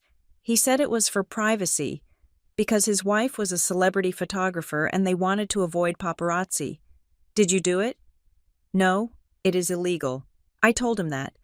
But here's the thing, he asked if there was a way to loop the data, to make the GPS show the boat was at the dock even if it was 10 miles out. I told him no. He got angry and stormed out. And then I saw him later that day with a guy in a suit. They were down in the engine room for an hour. When I checked the logs this morning after the attempted sinking, someone had tampered with the breaker panel for the GPS. It was bypassed. If that boat had gone out, it would have been invisible. I paused the recording. My hand was trembling. He wasn't just planning to sell the boat or sink it for insurance money. He had been planning a trip where he needed to be invisible. Or perhaps he had planned to take Haley out on the water one last time, to a place where no digital footprint could follow, and ensure her accident was permanent. Caleb also sent a still image captured from the Marina's security camera system, time-stamped 7 days prior. It showed Derek standing on the stern of the Sea Lullaby. Next to him was the man in the suit, the same man I had seen in the reflection of the champagne photo. But in this high-definition security shot, I could see his face clearly. He was thick-set, balding, with a scar running through his left eyebrow. He looked like a man who solved problems with a hammer. Derek was handing him a thick envelope. The man was tucking it into his jacket. "It was a down payment," I said aloud. "He was paying for a service." Suddenly, my phone rang in my hand. The screen flashed the name Derek Vaughn. The room went silent. Mara looked at me and nodded. Jonas, the criminal attorney, put a finger to his lips and pointed to the recording app running on his own device. "Answer it," Jonas mouthed. "Do not threaten, just listen." I swiped the green button and put the phone to my ear. I did not speak. I let the silence stretch, forcing him to fill it. "Violet." Derek's voice was high, breathless. I could hear the wind of the marina in the background. "Violet, thank God. Are you at the hospital?" "I am," I said. My voice was flat, devoid of emotion. "Okay, listen, something insane is happening," Derek said, the words tumbling out over each other. "I am down at the marina. I came to check on the boat because I wanted to get things ready to sell it. You know, to pay for Haley's medical bills. And there are these goons here saying the boat is seized. They say the accounts are frozen." "I know," I said. There was a pause, a heavy, loaded silence. "You know?" Derek asked. His tone shifted instantly from frantic to suspicious. "What do you mean?" "You know?" "I mean that the bank called the loan." "Derek," I said. "They saw the risk profile. They acted." "You have to stop them," he shouted. "Violet, you are the executor or whatever, right? You have connections. Call them, tell them it is a mistake. That boat is the only thing we have left to liquidate. If they take it, we lose everything." I asked. "Haley is in a coma. Derek, she is not losing anything. She is fighting to stay alive." "That is what I mean," he stammered. "I am trying to help her. I need that money for her treatments, for the best specialists. Violet, you have to wire me $50,000 right now. just to get the lawyers off my back so I can unfreeze the boat. I will pay you back as soon as the insurance settles." "The insurance," I repeated. "You mean the life insurance?" "No, I mean the accident insurance. For the car?" He was lying. He was bad at it. "Violet, please. They are going to tow it away. I need cash. Now." I walked over to the window of the conference room. I looked down at the city streets below, people moving like ants, unaware of the monsters living among them. "Derek," I said, "I am not wiring you money." "What?" "I am not wiring you money. I am not calling the bank. I am not helping you save a boat that you were drinking champagne on yesterday while your wife was in surgery." "I wasn't," he started, then stopped. "You saw the post, Violet. That was an old photo. I was trying to project strength. For the business." "Stop," I said. It was a command. "Just stop talking." "You are misunderstanding everything," he said, his voice dropping into that slick, condescending tone he used when he wanted to charm someone. "You are emotional right now. You are upset. I get it. But you are making a mistake. We are on the same side here. I love her." "If you love her," I said, gripping the phone until my knuckles turned white. "Then why aren't you here? Why haven't you visited her once?" "I told you. I am handling the finances. I'm trying to save our future." "There is no future, Derek," I said. "There is only the present, and in the present, your wife is lying in a bed with a tube in her throat. So here is my advice. Stop worrying about the boat. Stop worrying about the money. Focus on Haley, because if she wakes up, she will have a lot to say." "If," Derek said, the word came out sharp. "What do the doctors say? Is she going to wake up?" He didn't sound hopeful. He sounded terrified. "That is none of your business," I said. "Violet, listen to me," he hissed, the mask slipping completely now. The charm was gone. The panic was back. But it was edged with a threat. "You do not know what you are doing. You need to unfreeze those accounts. I have obligations. I have people waiting. If I do not pay them, if I do not get that boat moving—" He stopped himself. But it was too late. "If you do not get the boat moving—" "What?" I asked. "What is the deadline, Derek?" "I have a deadline," he screamed, his control shattering. "I have a filing deadline for the taxes. If I miss it, the IRS will take everything. You are destroying us." "The IRS does not break kneecaps, Derek," I said calmly, "and the IRS does not meet you in the engine room to disable GPS trackers." Silence, absolute, dead silence on the line. "You are crazy," he whispered. "You are paranoid. I am hanging up. I am coming to the hospital, and when I get there, you better have a check ready, or I will sue you for interference." "Come to the hospital," I said. "We will be waiting." I ended the call. I looked at Mara and Jonas. Jonas stopped the recording and saved the file. "He said deadline," Jonas said, looking up with a grim smile. "And he admitted he has people waiting. That is not tax talk. That is conspiracy." "He also mentioned a file," I noted. "He said filing deadline, but he stumbled. He meant a file, a physical file." I thought about the man in the suit. I thought about the envelope. I thought about the missing safe contents. "He promised someone something," I said. "He promised them a payout, or he promised them documents, and the boat was the delivery vehicle." My phone buzzed again. It was a text from Caleb. "He is not coming to the hospital. He just got into a cab. He is heading west, back toward the city. But he is not going to the townhouse. I am tailing him." "Let him go," I said to the room. "He is running to his handler. He is going to try to explain why the plan failed. And when he does, he is going to lead us right to the rest of the rats." I walked back to the ICU room. Haley was still there, silent and still, but the air in the room felt different. The machinery didn't sound like a death knell anymore. It sounded like a countdown. I sat down and took her hand. "He is scared. Hales," I whispered. "He is running, and we are going to catch him." Caleb Stroud located Derek 30 minutes after he fled the marina. He was not heading to the airport. He was not heading to our parents' home in Connecticut to beg for forgiveness. He had retreated to a short-term rental apartment in Queens, tucked away in a nondescript brick building in Astoria that smelled of boiled cabbage and old cigarettes. "Do not go alone," Caleb said when I told him I was driving there. "The man is cornered. Cornered animals bite." "I am not going alone," I said. "You are coming with me, and I am bringing the papers." We arrived at the address just after midnight. The street was lined with double-parked cars and overflowing recycling bins. It was a far cry from the Tribeca townhouse or the polished deck of the Sea Lullaby. This was where Derek Vaughn went when the facade crumbled. This was the backstage area of his life.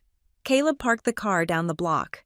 He checked the pistol holstered beneath his jacket, a habit from his Vice Squad days, though I had strictly forbidden him from using it unless we were under direct physical threat. "I stay at the door," Caleb instructed. "I am the witness. You are the principal. If he moves toward you, I step in. Otherwise, I am a statue."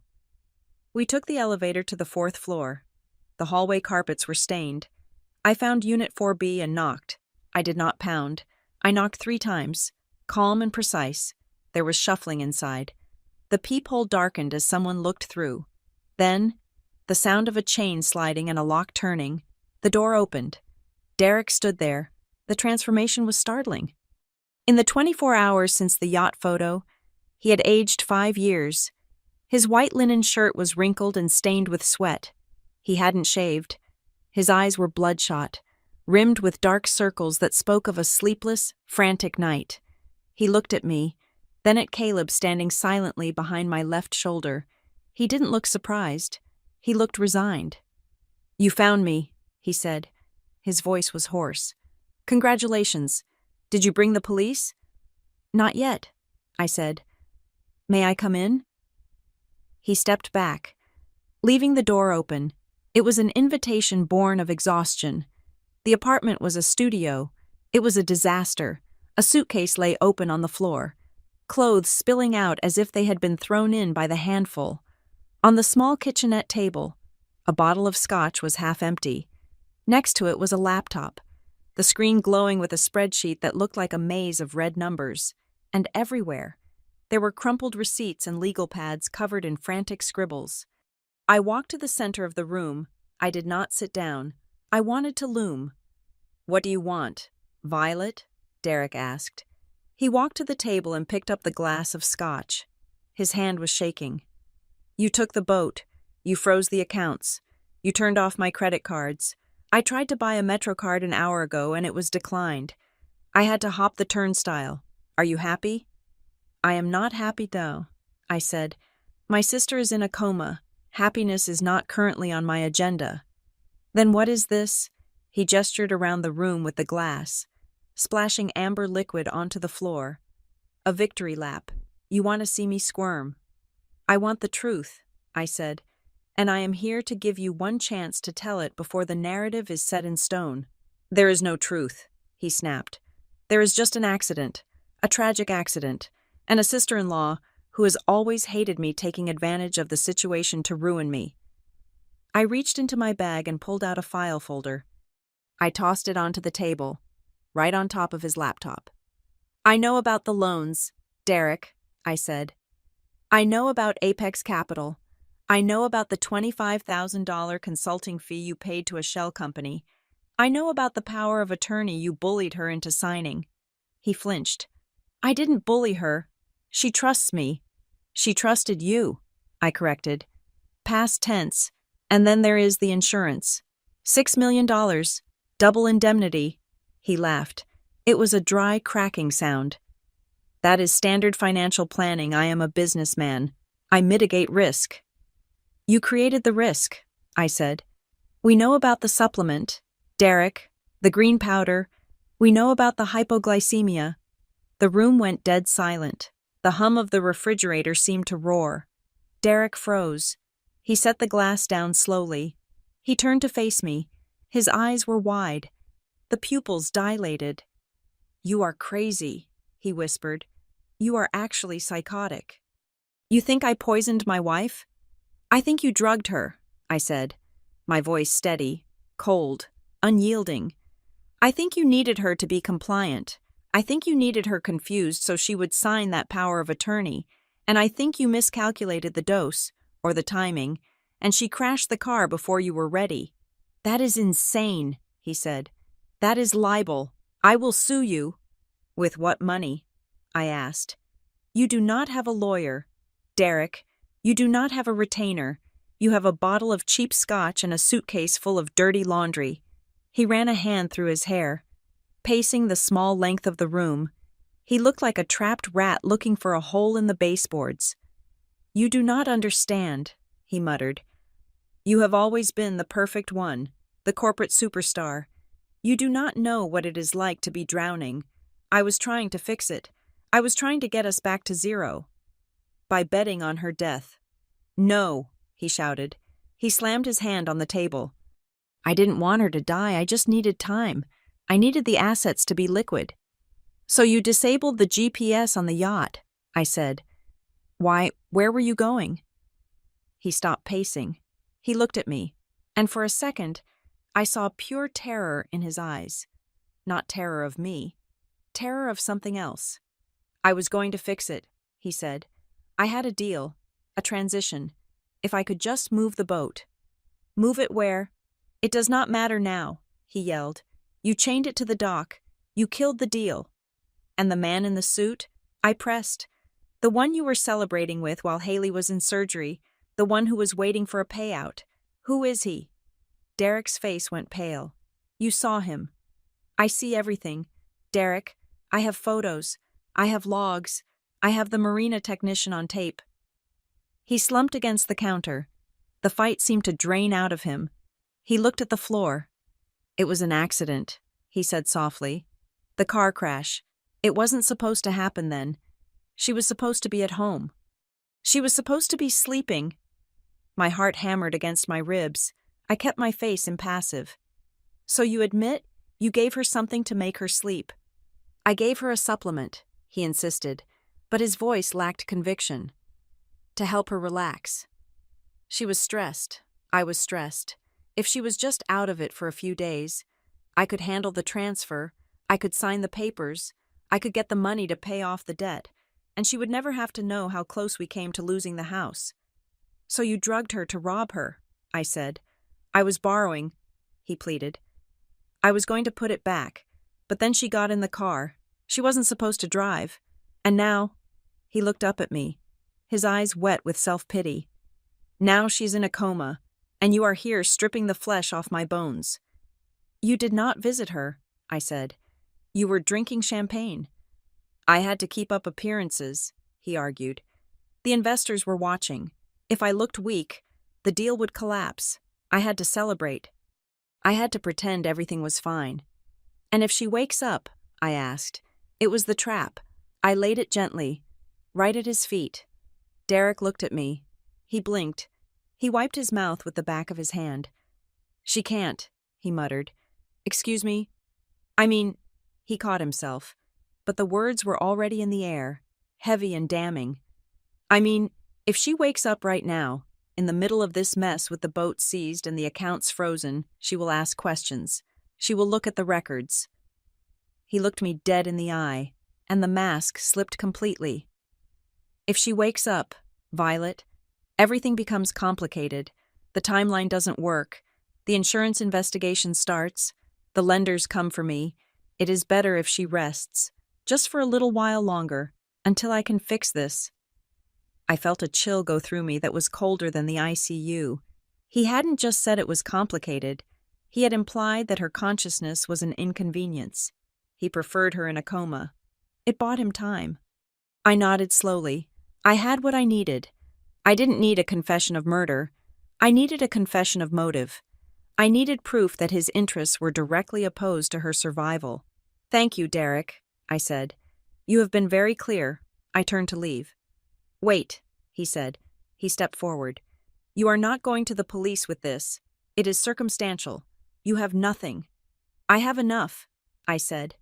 He moved toward me. It was a subtle shift, a tensing of his shoulders.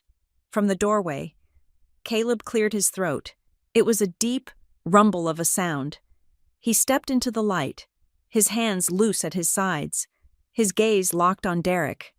Derek stopped. He looked at Caleb, then back at me.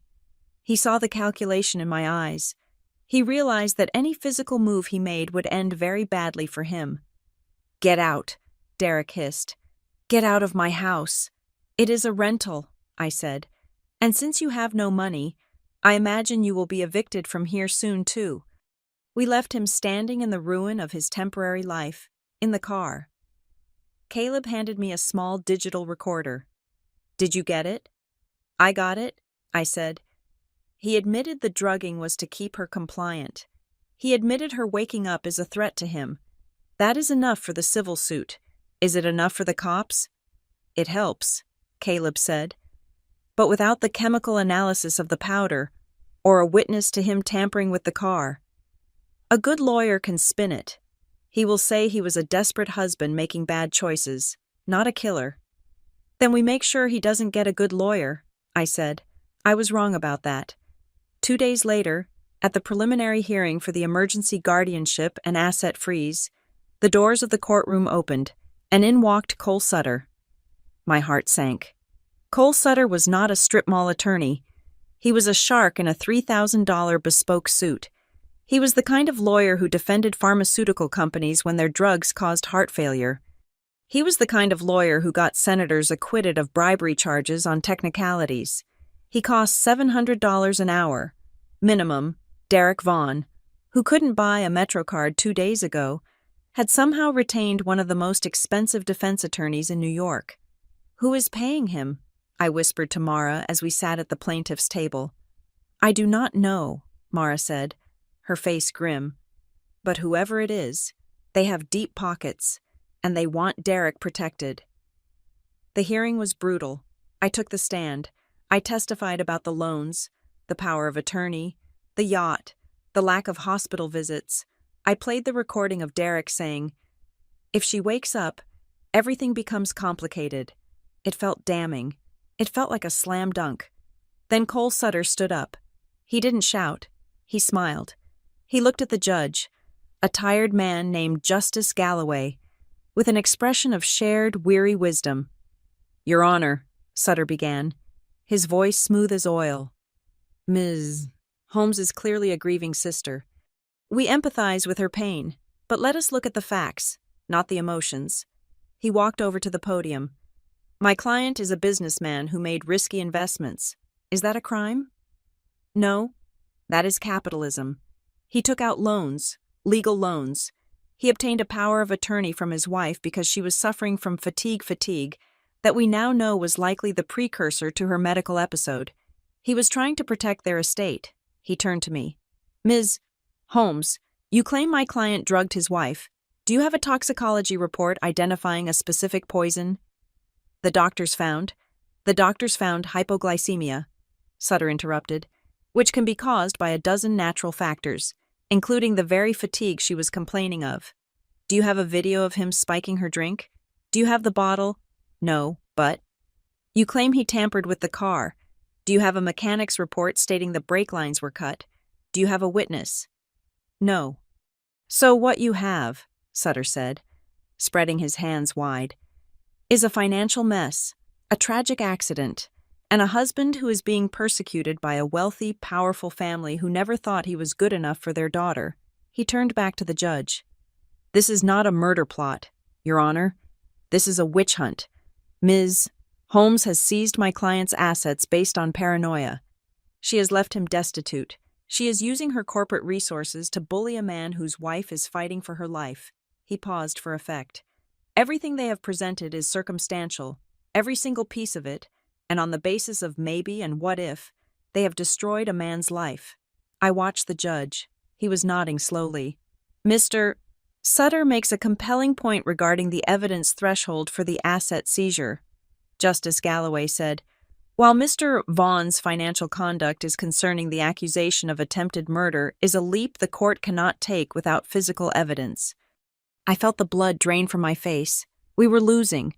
We had the truth, but they had the narrative. Cole Sutter smirked at me. It was a tiny, imperceptible movement of his lips. I looked at Derek. He wasn't looking at me.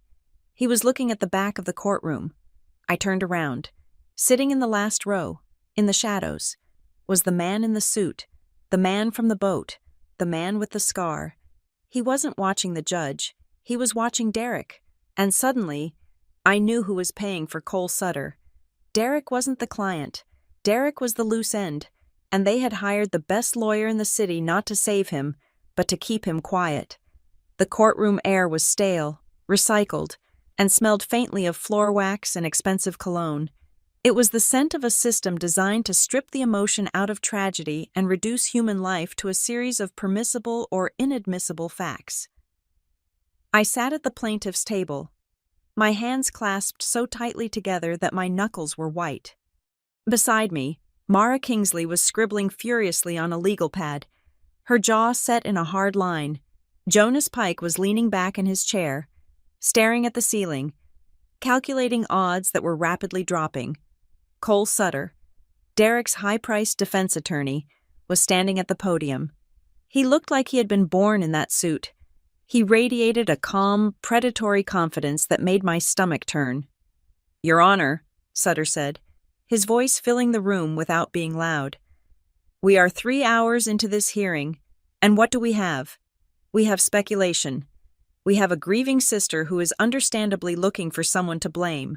We have a financial record that shows my client was struggling. Yes, but since when is debt a precursor to murder?" He turned to look at Derek. Derek was putting on the performance of a lifetime. He was sitting with his head bowed, a tissue clutched in his hand. He wore a dark navy suit that was modest, almost somber. He sniffled at exactly the right intervals. He looked broken. He looked like a man who had almost lost his wife and was now being persecuted by her cold, corporate sister. "The plaintiff claims Mr. Vaughn poisoned his wife," Sutter continued, gesturing vaguely toward our table.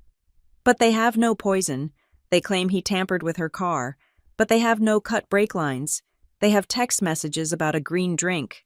Your Honor, if drinking a kale smoothie is grounds for an attempted murder investigation, half of Manhattan should be in handcuffs." A few people in the gallery chuckled. The judge, Justice Galloway, did not smile, but he did not stop them either. "Objection," Mara said, standing up. "Counsel is trivializing the evidence. The toxicology report indicates a massive insulin spike." "Sustained," Galloway said, peering over his glasses. "Stick to the facts, Mr. Sutter." "The facts are all I want, Your Honor," Sutter said smoothly. "And the fact is, the prosecution has failed to place a weapon in my client's hand. They have failed to place him at the scene of the accident. They are asking this court to destroy a man's life based on a theory." He sat down. I felt a cold sweat prickling at the back of my neck. He was winning. He wasn't winning on the truth, but he was winning on the procedure. "Call your next witness," Galloway said. "We call Dr. Evan Hart," Mara announced. Dr. Hart took the stand. He looked uncomfortable. He was a surgeon, a man of science, not a performer. He adjusted his glasses and swore to tell the truth. Mara walked him through the medical findings efficiently, the bruising, the internal bleeding, and then the blood work. "Dr. Hart," Mara asked, "can you explain to the court what you found in Mrs. Vaughn's blood panel upon admission?"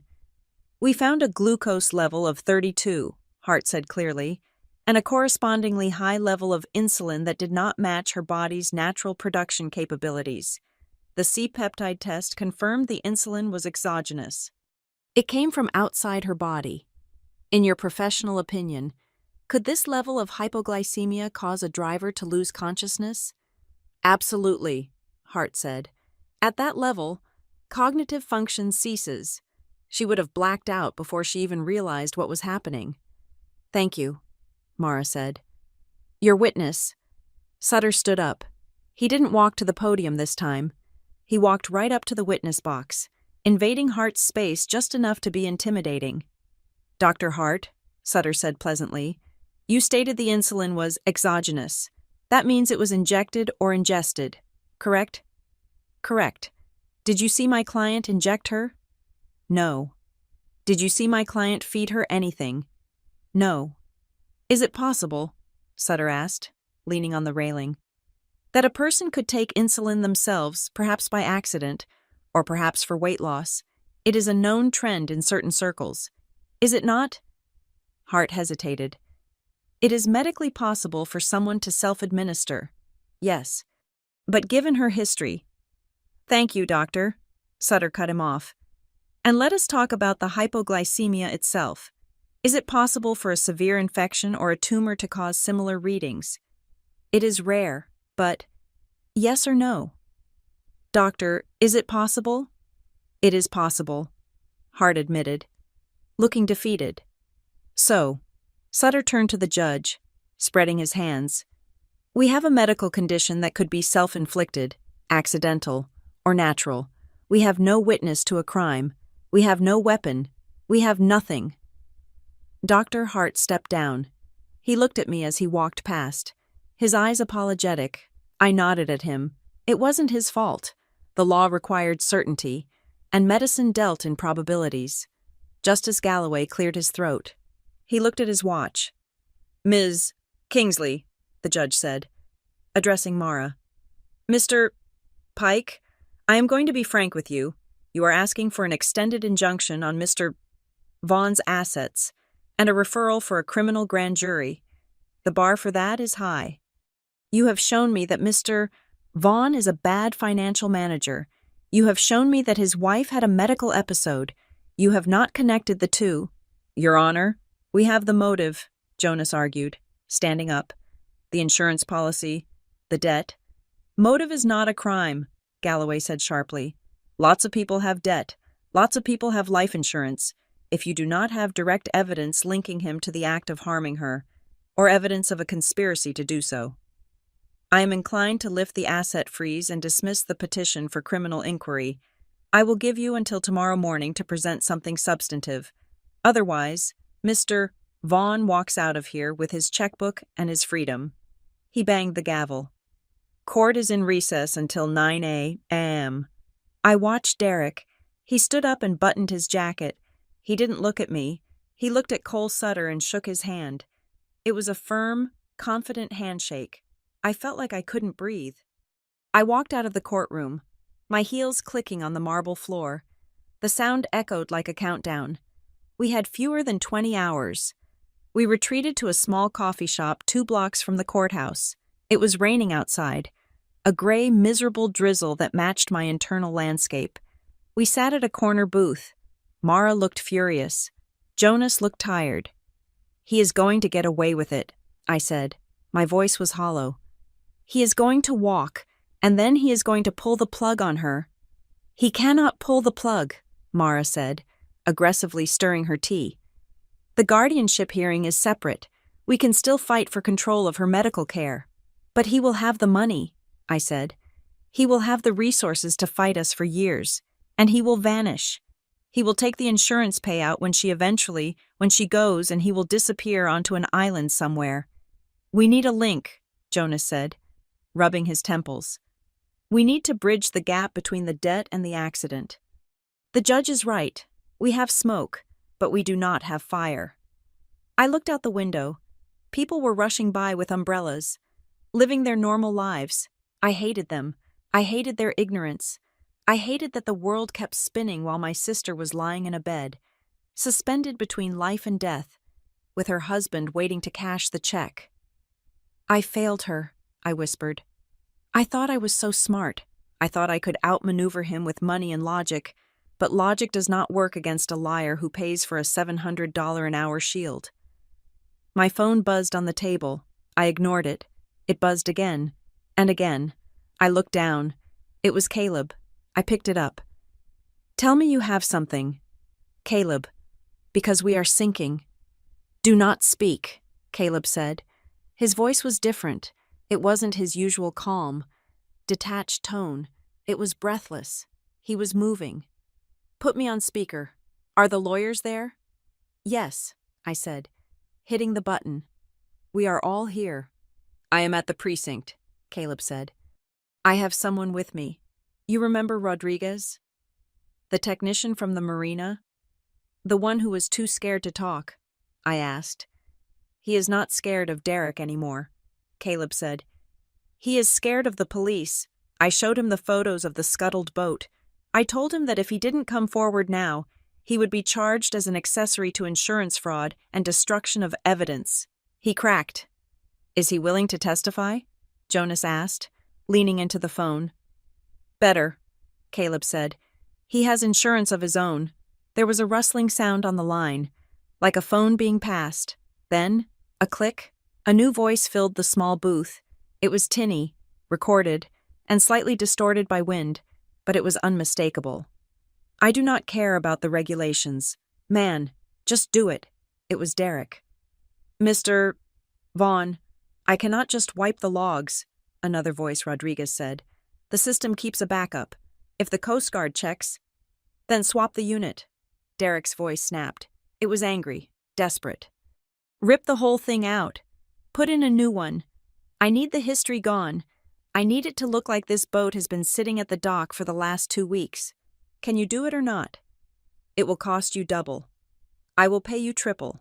Just make sure that if anyone looks at that GPS, it shows I was nowhere near the water on October 22nd. The recording ended. I stared at the phone. My heart had started beating again, a hard, thumping rhythm. October 22nd, I whispered. That was the day before the accident. Exactly, Caleb said, coming back on the line. He wasn't just hiding a future trip. He was hiding a past trip. He took the boat out the day before Haley crashed. He met someone. The man in the suit, I said. I identified him, Caleb said. I ran facial recognition through an old contact at the FBI. His name is Victor Volkov. He is not a loan shark. Violet. He is a broker. A broker for what? Identities, Caleb said. Passports, clean slates. He specializes in making rich people disappear when the heat gets too high. Derek wasn't paying off a debt. He was buying a new life. He was going to run, Mara said, her eyes widening. He was going to kill her for the insurance money, pay Volkov for a new identity, and vanish. And here's the kicker, Caleb said. Rodriguez says Derek came back to the boat after the accident to check if the job was done. He was frantic. He told Rodriguez, "The timeline moved up. I need the boat ready to move by Tuesday." Tuesday, I said. That is tomorrow. This establishes premeditation, Jonas said, grabbing his briefcase. This proves he was taking steps to conceal his movements and flee the jurisdiction immediately following the death of his wife. It destroys the grieving husband act. It destroys the accident theory. Flight is evidence of guilt. And tampering with the GPS is a felony, Mara added. We can get the judge to admit this. It is a direct action taken by the defendant to obstruct justice. Get back to the courthouse, Caleb said. I am bringing Rodriguez and the raw audio file. We are 5 minutes away. I stood up. The despair that had crushed me 2 minutes ago was gone, replaced by a cold, burning purpose. Let us go, I said. We ran back to the courthouse in the rain. I didn't care that my coat was soaking wet. I didn't care that my hair was plastered to my forehead. We filed an emergency motion to introduce new evidence. Because the hearing technically wasn't closed, it was just in recess. Justice Galloway agreed to review it in chambers before formally reconvening. When we walked back into the courtroom an hour later, the atmosphere had shifted. Cole Sutter looked annoyed. He checked his watch. Tapping his foot, Derek looked bored. He was scrolling on his phone, probably checking the news, confident that he had won. Justice Galloway entered. He did not look tired anymore. He looked angry. Mr. Sutter, the judge said, his voice booming. Please approach the bench. Sutter walked up, his confidence wavering slightly as he saw the expression on the judge's face. Mara walked up beside him. They spoke in hushed tones for 2 minutes. I watched Derek. He looked up, sensing the shift. He saw Sutter's shoulders tense. He saw Mara hand a flash drive to the clerk. Sutter stepped back, his face pale. He looked at Derek. It wasn't a look of reassurance. It was a look of assessment. He was calculating how much damage control he would have to do. We are reconvening on the record, Galloway said. The plaintiff has submitted digital evidence and a sworn affidavit from a witness. Mr. Hector Rodriguez, regarding the defendant's solicitation to tamper with navigation records and destroy evidence. Derek froze. His phone slipped from his hand and clattered onto the table. This evidence, the judge continued, staring directly at Derek, suggests a concerted effort to conceal movements and prepare for flight. It directly contradicts the defendant's claim of being a stable, grieving spouse. Therefore, the motion to lift the asset freeze is denied. Furthermore, I am granting the plaintiff's request to refer this evidence to the District Attorney's Office for immediate investigation into insurance fraud, tampering with evidence, and other related charges. Derek stood up. That is a lie. I never— Sit down, Mr. Vaughn, Galloway barked, or I will have you held in contempt. You are to surrender your passport immediately. You are not to leave the state of New York, and you are to have zero contact with the victim or her medical team. Sutter grabbed Derek's arm and yanked him down into the chair. Shut up, I saw him mouth. Just shut up. I let out a breath I'd been holding for days. We had done it. We hadn't convicted him of murder yet. That was still a battle to come. But we had cut his legs off. He couldn't run. He couldn't hide. And now, the police had a reason to dig. I looked across the aisle. Derek was staring at me. There was no sadness in his eyes now. Just pure, unadulterated hatred. I stared back. I didn't flinch. My phone rang. It was loud in the quiet courtroom. People turned to look. The judge frowned. I scrambled to silence it. But I saw the caller ID. Harbor East ICU. My heart stopped. I looked at Mara. She nodded. Answer it. I stood up and walked out of the courtroom. Ignoring the bailiff's glare, I pressed the phone to my ear. This is Violet. Ms. Holmes. It was Tanya. The nurse. Her voice was high. Urgent. You need to get here. What happened? I asked, my voice trembling. Did she crash? No, Tanya said. She moved. We were changing her dressing, and she squeezed my hand. Hard, and her heart rate is reacting to sound. The doctor is in there now. He says she is surfacing. She is trying to wake up. I dropped the phone. I didn't bother to pick it up. I turned and ran. I ran out of the courthouse, past the security guards, out into the rain. I ran toward my car. Derek had said it himself, if she wakes up, everything becomes complicated. Well, it was about to get very complicated, because the only witness who knew the whole truth, the only person who had tasted the poison and looked into his eyes as he handed it to her, was coming back, and she was going to burn him to the ground. The run from the parking lot to the intensive care unit was a blur of fluorescent lights and squeaking rubber soles. I do not remember taking the elevator. I do not remember swiping my visitor badge. I only remember the sound of my own breathing, ragged and desperate, as I burst through the double doors of the unit. Tanya Briggs was standing outside room 304. She put a hand on my chest to stop my momentum. Easy, she whispered, her voice firm but kind. She is fragile. Violet, the stimulation needs to be low. No screaming, no crying. Just be there. I nodded, swallowing the lump of terror and hope that had lodged in my throat. I smoothed my wet hair. I took a deep breath that tasted of antiseptic and rain. Then, I pushed the door open. The room was dim. The rhythmic hissing of the ventilator was gone, replaced by the softer, more irregular sound of natural breathing, though she was still on supplemental oxygen. Haley was looking at the window. She turned her head slowly as I entered. Her movement was fluid but heavy, like she was moving through deep water. Her eyes, usually so bright and full of mischief, were dark and unfocused, but they were open, and when they locked onto mine, I saw recognition. Vi, she croaked. It was barely a sound. It was a vibration of air against dry vocal cords. I rushed to the side of the bed and fell into the plastic chair, grabbing her hand. It was warm. I am here. I am right here. She blinked. A slow, deliberate motion. She squeezed my fingers. It was weak, a ghost of a grip, but it was there. Water, she whispered. I grabbed the sponge stick from the cup of ice chips and wet her lips. She sighed, a sound of pure relief. Then, her eyes darted around the room. She looked at the door. She looked at the empty chair in the corner. She looked back at me. Her expression tightened. It wasn't confusion. It was fear. "Is he?" she started. But her voice broke. "No," I said instantly, understanding exactly who she meant. "He is not here. He has not been here." Her shoulders dropped. The tension left her body, replaced by a profound, exhaustion-soaked relief. She closed her eyes for a moment, and a single tear leaked out, tracking through the dust of her ordeal. "Good," she whispered. I leaned in close, my voice a fierce whisper. "Haley, you are safe. I promise you. I have lawyers. I have security coming. He cannot get near you. He cannot touch you." She opened her eyes again. The fog was lifting, revealing something hard and sharp underneath. "He tried, Vi. He tried to stop me." "I know," I said, stroking her hair. "I know about the sugar. I know about the accident. We are handling it."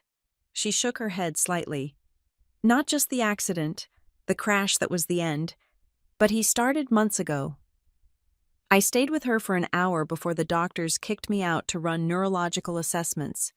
I used that time to turn the hospital wing into a fortress. I called Mara Kingsley. "She is awake. She is lucid." "Does he know?" Mara asked. "No, and he cannot know. If he finds out she is talking, he will run, or he will do something desperate." "I will get an emergency gag order on the medical staff," Mara said. "HIPAA privacy protections are already in place, but we will add a layer, no updates to the husband. We will claim it is critical deterioration if he asks." "I want guards," I said. "Armed? Way ahead of you," Mara replied. "I have a private security firm en route. 2 men at the door, 24/7. Nobody gets in without your biometric approval." By the time I was allowed back into the room, 2 men in dark suits who looked like they chewed gravel for breakfast were stationed outside the door. I nodded to them and went inside. Haley was sitting up slightly, propped by pillows. She looked terrible, bruised, gaunt, her skin waxy, but her mind was sharpening by the minute.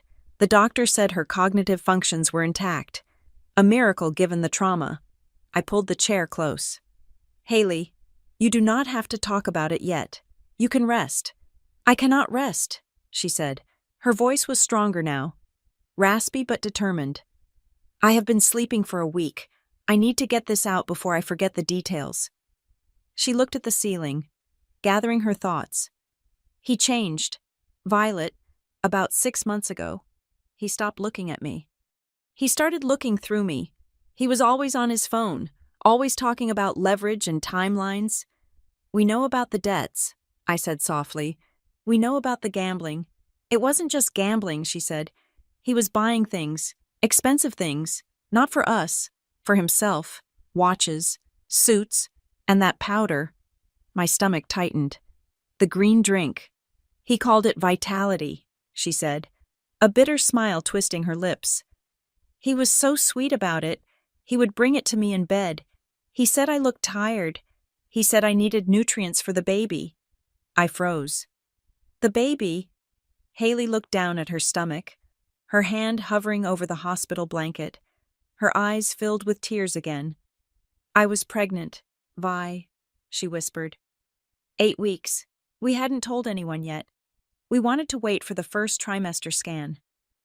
I felt the blood drain from my face. "Did he know?" "Yes," she said. "I told him the day before he started giving me the drinks. He looked panicked. He said it was bad timing. He said we weren't ready financially. But then the next day, he came home with the powder and said he wanted to take care of me." I felt a surge of nausea so violent I had to grip the bed rail to stay upright. He hadn't just drugged his wife. He had drugged his pregnant wife. He had tried to kill his own unborn child because it was a financial liability. "I lost it, didn't I?" she asked, looking at me. I nodded, tears streaming down my face. "The trauma from the crash, the surgery, I am so sorry. Hales," she didn't cry. She just stared at the wall, her expression hardening into something akin to stone. "I knew," she said. Toward the end, the dizziness wasn't normal. I would drink the shake. And 20 minutes later, my hands would shake. I would get confused. I would forget words. Why did you keep drinking it? Because I trusted him, she said simply. And then I didn't. She turned to look at me, her eyes intense. 2 days before the crash, he left his laptop open. He was in the shower. I never check his things. You know me. I respect privacy. But something instinct made me look. What did you see? He hadn't closed his tabs, she said. He had been searching for symptoms of severe hypoglycemia, how to induce insulin shock, and accidental death payout timelines. Oh, God, I whispered. I tried to forward the history to myself, Haley said, but he has keyloggers on everything. If I sent an email, he would know. If I used the cloud, he would get a notification. So what did you do? I am a photographer, she said. I capture things. I document. She reached out and grabbed my arm. The underwater housing, the one for the Canon R5, the big orange case. The gift? I asked, confused. I brought it. It is in the car. No, she shook her head. Not the new one. The old one. The scratched one I keep on the shelf in the studio at the townhouse. The one I told him was broken. I know it, I said. What about it? I took photos of his screen with my macro lens, she said. I took photos of the receipts I found in his jacket pocket, receipts for the insulin. Receipts from the guy named Volkov. I recorded him. I put a voice recorder under the sofa cushion when he had his friends over. He talked about the deadline. He talked about the boat. Where is it? I demanded. Where are the files? I couldn't leave them on the computer, she said. So I put them on an SD card, a 64-gigabyte SanDisk. I put it inside the O-ring seal of the broken underwater housing. He never touches my gear. He thinks it is just junk. It is in the townhouse, I said. In the studio. Go get it, she said. Get it before he realizes I am awake and tries to burn the house down. I stood up. I am going. The guards are here. Do not sleep. Do not eat anything unless Tanya gives it to you. I am done sleeping, Haley said. Go bury him, Violet. I drove to the townhouse like a woman possessed. I had the legal authority to enter now. Thanks to the court order granting me temporary conservatorship over the property, I let myself in. The house was still eerie, silent and sanitized. I ran up the stairs to the 3rd floor, where Haley had her studio. It was a mess of tripods, lights, and backdrops, the only room Derek hadn't bothered to clean, because he likely never set foot in it. I scanned the shelves. There, between a stack of National Geographic magazines and a broken strobe light, was the orange underwater housing. It was dusty. I grabbed it. I unscrewed the heavy plastic latches. Pop, pop, pop. I pulled the back open. I ran my finger along the black rubber O-ring that kept the water out. There, tucked into the groove, was a tiny black square. The SD card. I pulled it out and held it up to the light. It looked like a piece of plastic. It felt like a weapon. I called Caleb. Meet me at the office. I have the smoking gun. An hour later, in the secure conference room of Stonebridge Meridian, Caleb inserted the card into a reader connected to an air-gapped laptop. Mara and Jonas stood behind us. The folder structure appeared on the screen. Haley had named the folder Seagrass Textures Raw. Caleb clicked it open. It wasn't seagrass. There were 52 files. The first dozen were high-resolution photographs of a computer screen. The text was crystal clear. Search history, lethal insulin dose for a 100-year-old female. Search history, Sea Lullaby navigation system bypass. Search history non-extradition countries with beach access. Jesus, Jonas muttered. He Googled how to kill her. We scrolled down. There were photos of physical documents. A crumpled receipt from a pharmacy in Mexico for Humalog insulin, 10 vials. A handwritten note on a napkin that read, Transfer 2M to Volkov by Nov 1. Boat leaves Nov 2. November 1st, I said. That is next week. Then came the audio files. Caleb clicked play on the one dated October 21st. The sound was muffled at first, then cleared up. It sounded like it was recorded from inside a pocket or under fabric. "I am telling you, she is getting weaker," Derek's voice said. He sounded impatient. "She can barely walk straight in the mornings. It is working." A second voice, deep and accented, Volkov, responded. "Do not rush it. If she crashes too early, the autopsy will show the levels. You need it to look like a faint." "I cannot wait," Derek snapped. "The bank is calling every day. I need the payout. I'm going to up the dose on Thursday. Then I will put her in the car and tell her to drive to the pharmacy. She will pass out before she hits the intersection." The room was silent. The only sound was the hum of the laptop fan. "He just confessed," Mara whispered. "He just confessed to conspiracy to commit murder. He laid out the plan. He laid out the method." "He put her in the car," I said, my voice shaking with rage. "He didn't just let her drive. He told her to drive. He sent her to her death." Jonas straightened his tie. He looked like a man who had just been handed a royal flush. "This is it," Jonas said. "This is not circumstantial. This is direct evidence recorded by the victim. It authenticates the search history. It authenticates the motive. It connects Volkov." "What do we do?" I asked. "We do not wait for the police," Jonas said. "We go back to Justice Galloway. We file an emergency motion to reopen the evidentiary hearing immediately. We get a warrant for Derek's arrest issued from the bench." "Can we do that tonight?" "For this," Jonas smiled, a shark-like grin, "I will wake the judge up myself." We moved fast. The motion was filed electronically at 7 p.m. The clerk flagged it as exigent circumstances. At 8:30 p.m., my phone rang. It was not the judge. It was Cole Sutter, Derek's lawyer. I put it on speaker. "Ms. Holmes," Sutter said. He didn't sound smooth anymore. He sounded breathless. "We just received electronic service of your new filing. I assume this is some kind of mistake." "No mistake, Mr. Sutter," I said coolly. "You are claiming to have audio recordings," Sutter asked, "of my client. Recorded without his consent. That is inadmissible in—" "Actually," Jonas cut in, leaning over the phone, "New York is a one-party consent state, Cole, and since the recording device was placed in the marital home by a resident of that home for the purpose of protecting herself from domestic violence, it is fully admissible. We have case law. Would you like the citations?" Silence on the line. "Is he with you, Cole?" I asked. "Is Derek there?" "I cannot discuss my client's location," Sutter said, but I heard the hesitation. "Tell him something for me," I said. "Tell him that Haley is awake." A gasp. Not from Sutter, but from someone in the background.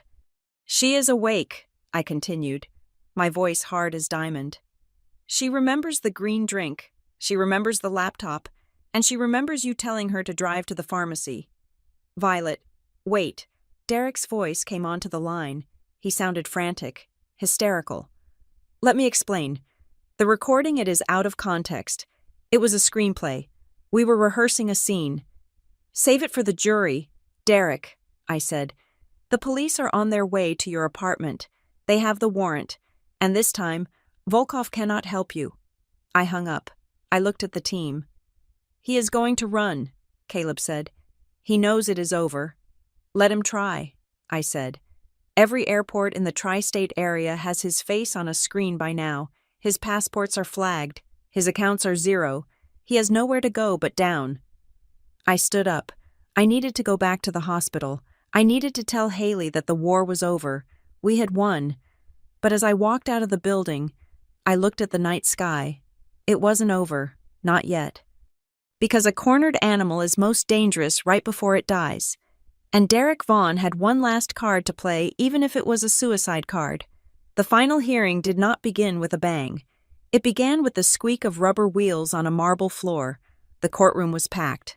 The press had caught wind of the socialite yacht poisoning scandal, and the gallery was a sea of reporters and curious onlookers.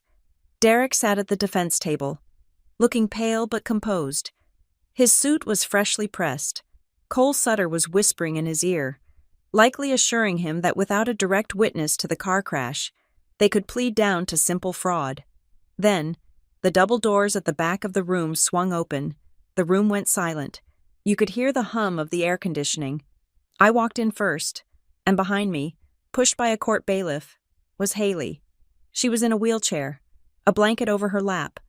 She looked fragile, her skin still bearing the yellowing fade of bruises, a bandage still taped to her throat where the central line had been, but her head was up.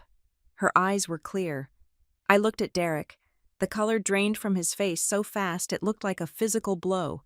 His mouth opened slightly, then snapped shut. He gripped the edge of the table. He had convinced himself she was brain damaged. He had convinced himself she was a vegetable. He was looking at a ghost, and the ghost was looking back with eyes of steel. "The prosecution calls Haley Kerrigan," Jonas Pike announced. Haley was wheeled to the witness box. She declined the offer to have the courtroom cleared. She wanted him to see her. She wanted everyone to see her. "Mrs. Kerrigan," Jonas began gently, "do you recognize the defendant?" "He is my husband," Haley said. Her voice was raspier than before, but it carried to the back of the room without a microphone. "Derek Vaughn. Can you tell the court what happened on the morning of October 23rd? "I woke up," Haley said. "I felt dizzy. I had felt dizzy for weeks. Derek told me I looked pale. He went to the kitchen and made me a drink, a green smoothie. He said it was vitality. He said it would help the baby." A ripple of confusion went through the gallery. The baby, I bit my lip, knowing what was coming. "I drank it," Haley continued, "because I trusted him. 10 minutes later, I felt like the floor was tilting. My hands started to shake. I told him I needed to lie down. He told me no. He told me I had to go to the pharmacy to pick up a prescription for him. He said it was urgent. He put the keys in my hand. He walked me to the car." "He put you in the car," Jonas clarified. "He opened the door," Haley said, staring directly at Derek. "He buckled my seatbelt. He told me to drive. I told him I couldn't see straight. He said, 'Just go. Haley, it is only 5 minutes.' The last thing I remember is the traffic light turning red, and my hands going numb on the wheel." "Objection." Cole Sutter stood up, though he looked less confident than before. "The witness has suffered severe head trauma. Her memory is compromised. She is confabulating." "I am not confabulating," Haley cut in before the judge could rule. "I documented it." Jonas nodded to the clerk. The projection screen descended. "Your Honor," Jonas said, "we submit into evidence the contents of the SD card recovered from the plaintiff's home, specifically, the metadata." The screen lit up. It showed the file directory found in the underwater camera housing. "This is not just a photo," our forensic expert testified a moment later. "This is a raw image file. It contains unalterable metadata. The date of creation, October 21st. The subject, a laptop screen. The image of Derek's Google search history filled the room. Lethal insulin dose. How to mask hypoglycemia. And this audio file," Jonas continued, "recorded on October 22nd. The courtroom listened as Derek's voice, clear and irritated, echoed from the speakers.